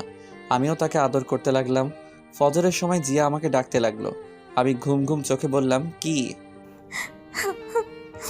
আমি অনুভব করলাম আমাদের শরীরে কোনো কাপড় নেই। আমি তার উপর শুয়ে আছি, উপরে কম্বল জড়ানো। আসলে দোষটা আমার ছিল না। তখনই জিয়া আমাকে থাপ্পড় মারলো। আমি উঠে কাপড় পরতে লাগলাম। তাড়াতাড়ি করে কাপড় পরে দেখি জিয়া কম্বল জড়িয়ে কান্না করছে আর বলতে লাগলো, আমি কখনো ভাবিনি তুই এমনটা করবি। বিশ্বাস কর, দোষটা আমার ছিল না। চুপ, তুই কোনো কথা বলবি না, আর কখনো সামনে আসবি না। একটু বোঝার চেষ্টা কর। তুই এখন চলে যা আমার সামনে থেকে, আর কখনো আমার সামনে আসবি না প্লিজ। তুই কি যাবি নাকি আমি নিজেকে শেষ করে দিব? চলে যাচ্ছি, কিন্তু এতে আমার কোনো দোষ ছিল না। আমি চলে আসলাম, অন্য রুমে এসে ফ্রেশ হয়ে নিলাম। এরপর বিছানায় শুয়ে পড়লাম। তাহিন ভাই এর দিকে তাকিয়ে দেখি এখনো ঘুমিয়ে আছে। আমিও শুয়ে শুয়ে ভাবছি, ভুলটা কি আমার ছিল? হ্যাঁ, আমার ছিল, কারণ আমি নিজেকে কন্ট্রোল করতে পারিনি। আজ আমার জন্যই জিয়ার এত বড় সর্বনাশ হয়েছে। নিজেকে শেষ করে দিতে ইচ্ছে করছে। আমি রাগে উঠে বারান্দায় আসলাম। এসে দাঁড়িয়ে আছি আর কান্না করছি। ওদিকে জিয়া উঠে ফ্রেশ হয়ে নিল। ওয়াশরুম থেকে বেরিয়ে এসে টেবিলের উপর দেখতে পেল ট্যাবলেটের পাতা পড়ে আছে। জিয়া ট্যাবলেটটা হাতে নিল আর দেখলো এটা মাথা ব্যথার ওষুধ না। সে দেখলো ওইখান থেকে একটা ট্যাবলেট নেই। তার বুঝতে বাকি হলো না যে কেন এমনটা হয়েছে। জিয়া নিজেকে ক্ষমা করতে পারছে না, কারণ সে যে শাহরিয়ারকে সামনে আসতে না বলছে। এদিকে আমি বারান্দায় দাঁড়িয়ে কান্না করছি। তখনই পিছন থেকে তাহিন ভাই বলল, কিরে, এখানে কি করছিস? এই তো দাঁড়িয়ে আছি। মন খারাপ নাকি? না, আসলে মার কথা খুব মনে পড়ছে। চিন্তা করিস, সব ঠিক হয়ে যাবে। আর এখন আয়, খাবার খাবি। ওকে চলো। আর বউ আনতে যাবা কখন? এই তো দুপুরের পরে। ও আচ্ছা, চলো। আমি আর তাহিন ভাই খাবার টেবিলে গেলাম। খাবার টেবিলে দেখি জিয়াও আসছে, আরও অনেকেই আছে। আমাকে আন্টি বলল, শাহরিয়ার খাও। জি আন্টি। আমি খাবার খেতে লাগলাম। বেশি খাবার খেলাম না, কিছু খেয়ে উঠে আসলাম। আসার সময় জিয়া চোখে ইশারায় বলল, কথা আছে। আমি টেবিল থেকে উঠে বাহিরে আসলাম। বাহিরে এসে হাঁটতে লাগলাম। উদ্দেশ্য বাসার দিকে যাব, মাকে দেখব লুকিয়ে। আমি দোকান থেকে একটা মাস্ক কিনতে গেলাম। তখনই দোকানদার আমাকে দেখে বলল, আরে আপনি শিল্পী শাহরিয়ার না? জি, একটা মাস্ক দেন। ভাই, আমার সাথে একটা পিক তুলি প্লিজ। জি অবশ্যই। আমাকে মাস্ক দিয়ে ওনার সাথে পিক তুললাম। ওনার পিক দেখে আরও কিছু লোক আসলো। সবাই আমার সাথে পিক তুলতে লাগলো। আমিও সবার সাথে পিক তুললাম। তারপর শেষ করে আবার রাস্তা দিয়ে হাঁটতে লাগলাম। মাস্ক পরে নিলাম। আমি ফোন বের করে দেখি জিয়ার ৭৯টা কল, অনেকগুলো মেসেজ। আমি ফোনটা বন্ধ করে দিলাম। এরপর বাসার সামনে এসে গেটের সামনে দাঁড়িয়ে আছি।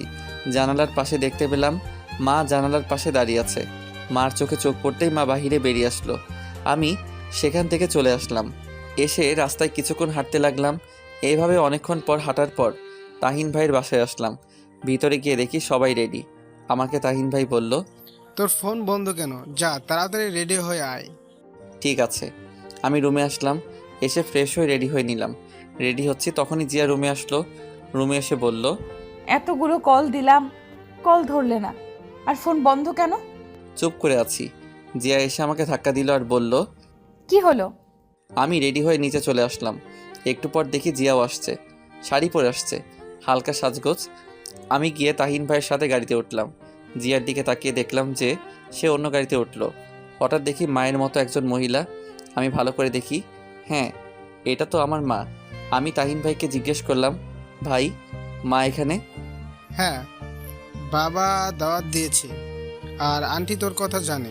মানে কিভাবে?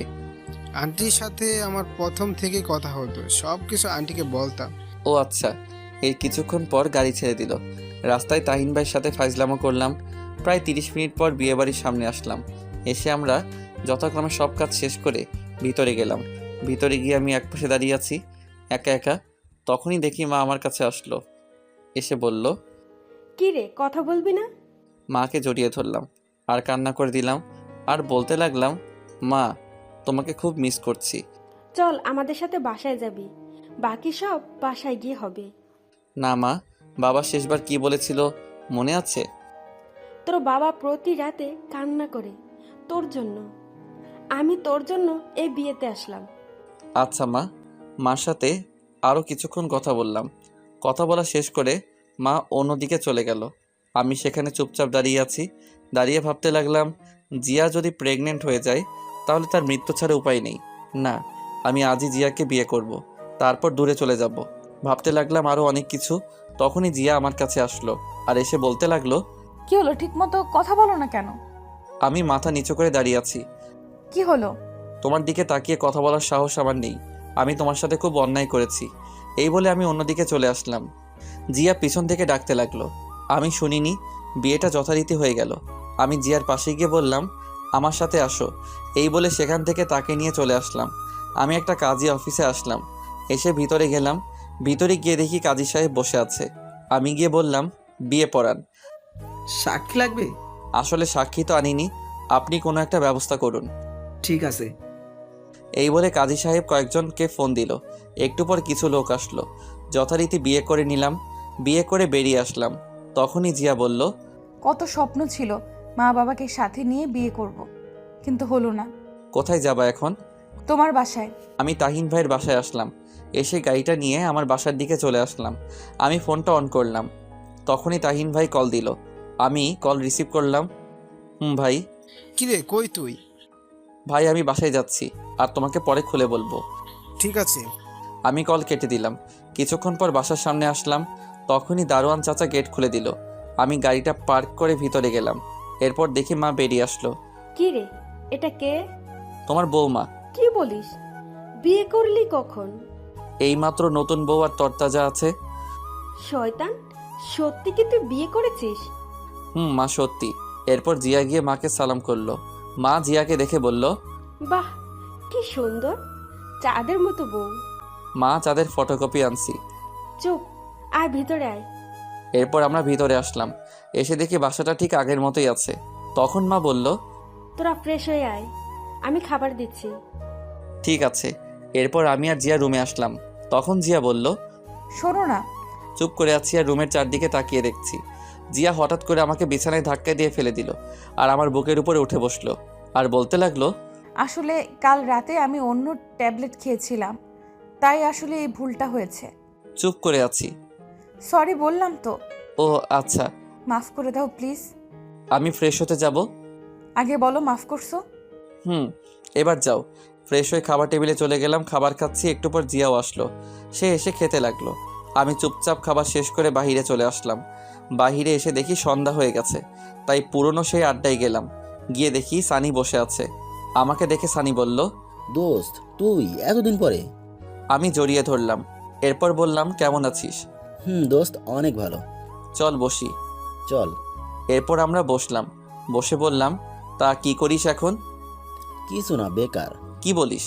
তুই এত বড় একজন শিল্পী, তোর মতো ভাগ্য কি আমার আছে? শালা কি বলিস?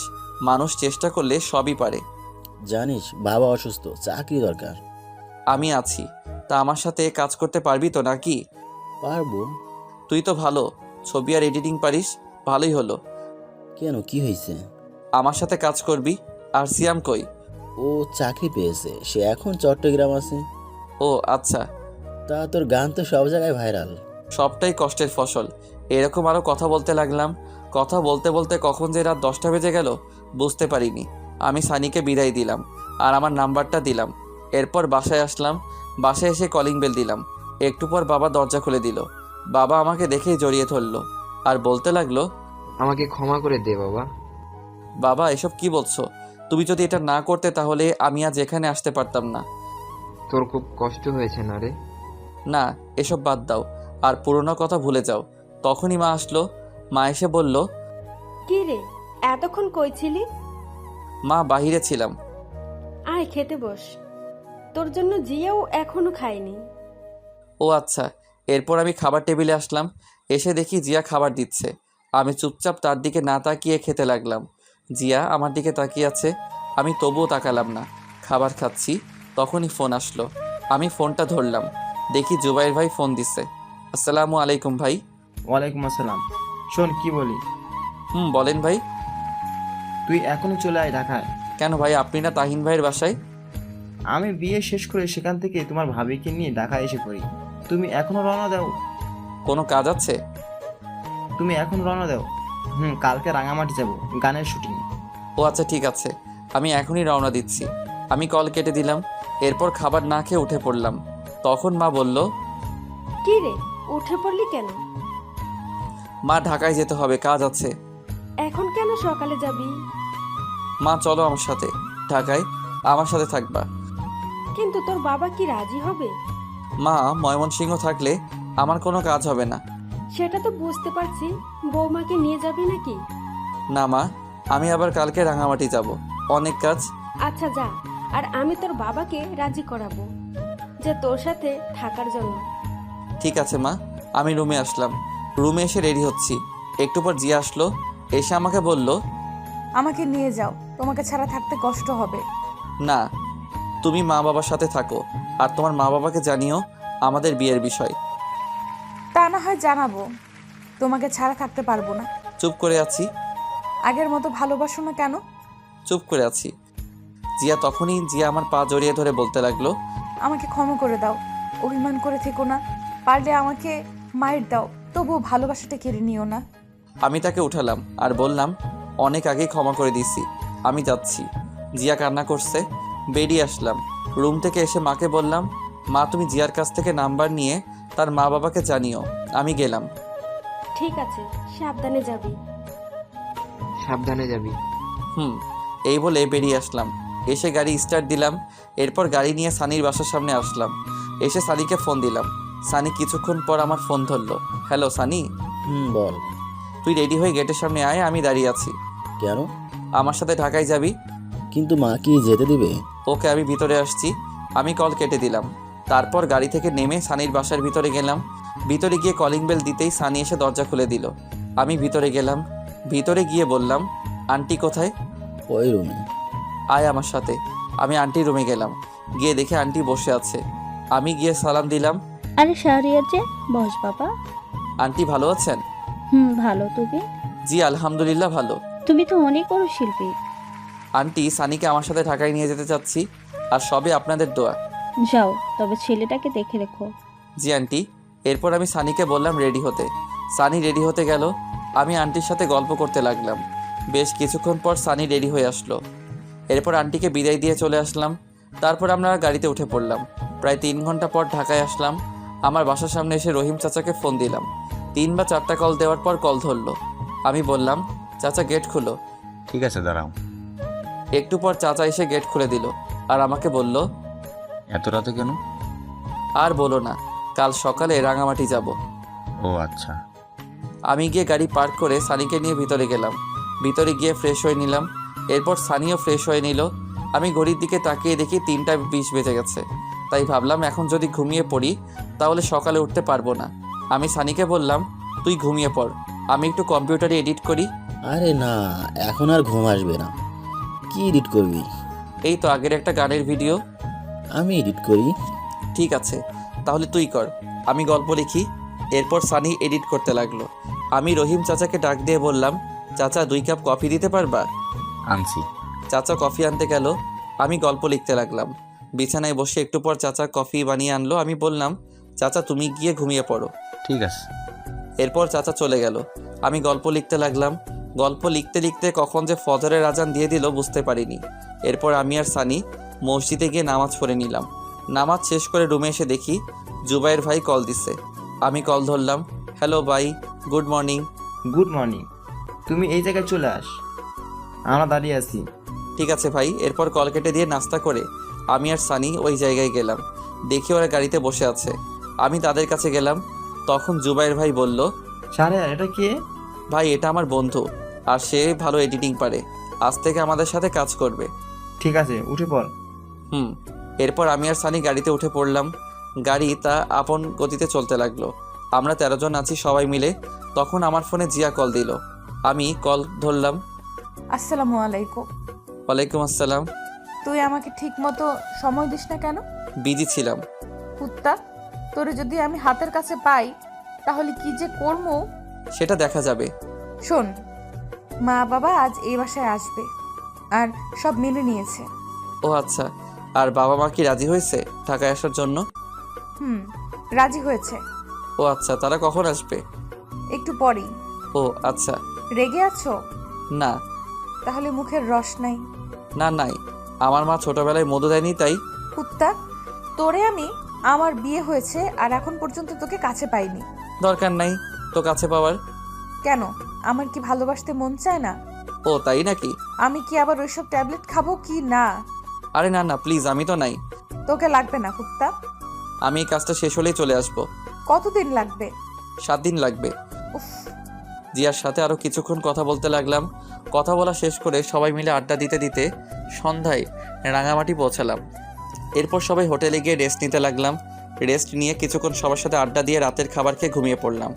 সকালে ঘুম থেকে উঠে শুটিংয়ে কাজ করতে লাগলাম। ওদিকে কয়েকদিন পর জিয়া আর মা বাবা ঢাকায় আসলো। বেশ কিছুদিন পর দুপুরে ব্যাগ গোছাচ্ছি, তখনই জিয়া ফোন দিল।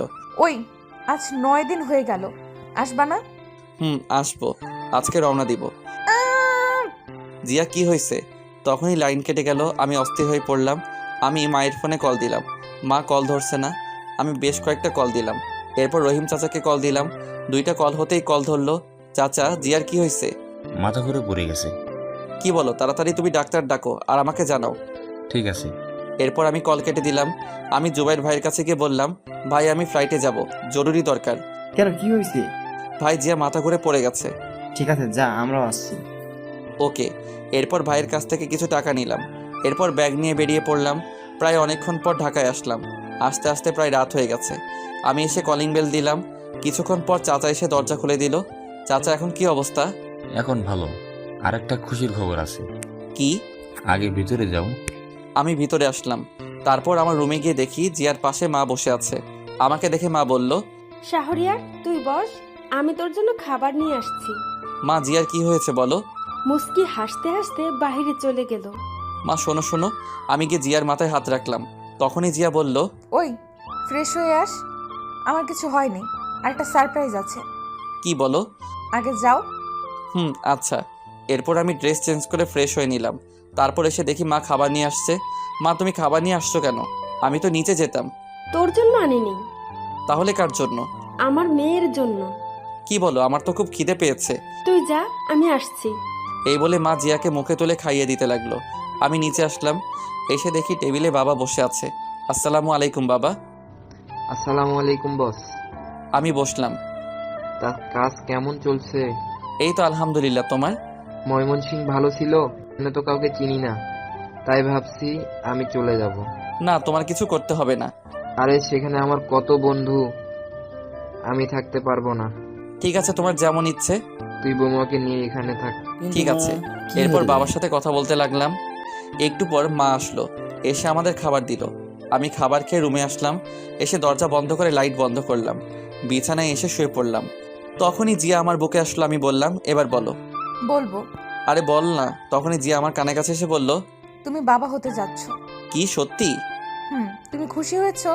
খুশি মানে ভীষণ। এবার হবে নাকি? হবে মানে খেলা হবে। এই বলে আমি জিয়ার ঠোঁটে ঠোঁট ডুবিয়ে দিলাম আর আদর করতে লাগলাম।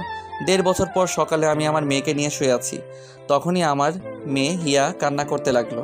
আমি জিয়াকে ডাক দিলাম, এই জিয়া, হিয়া কান্না করছে। আসছি।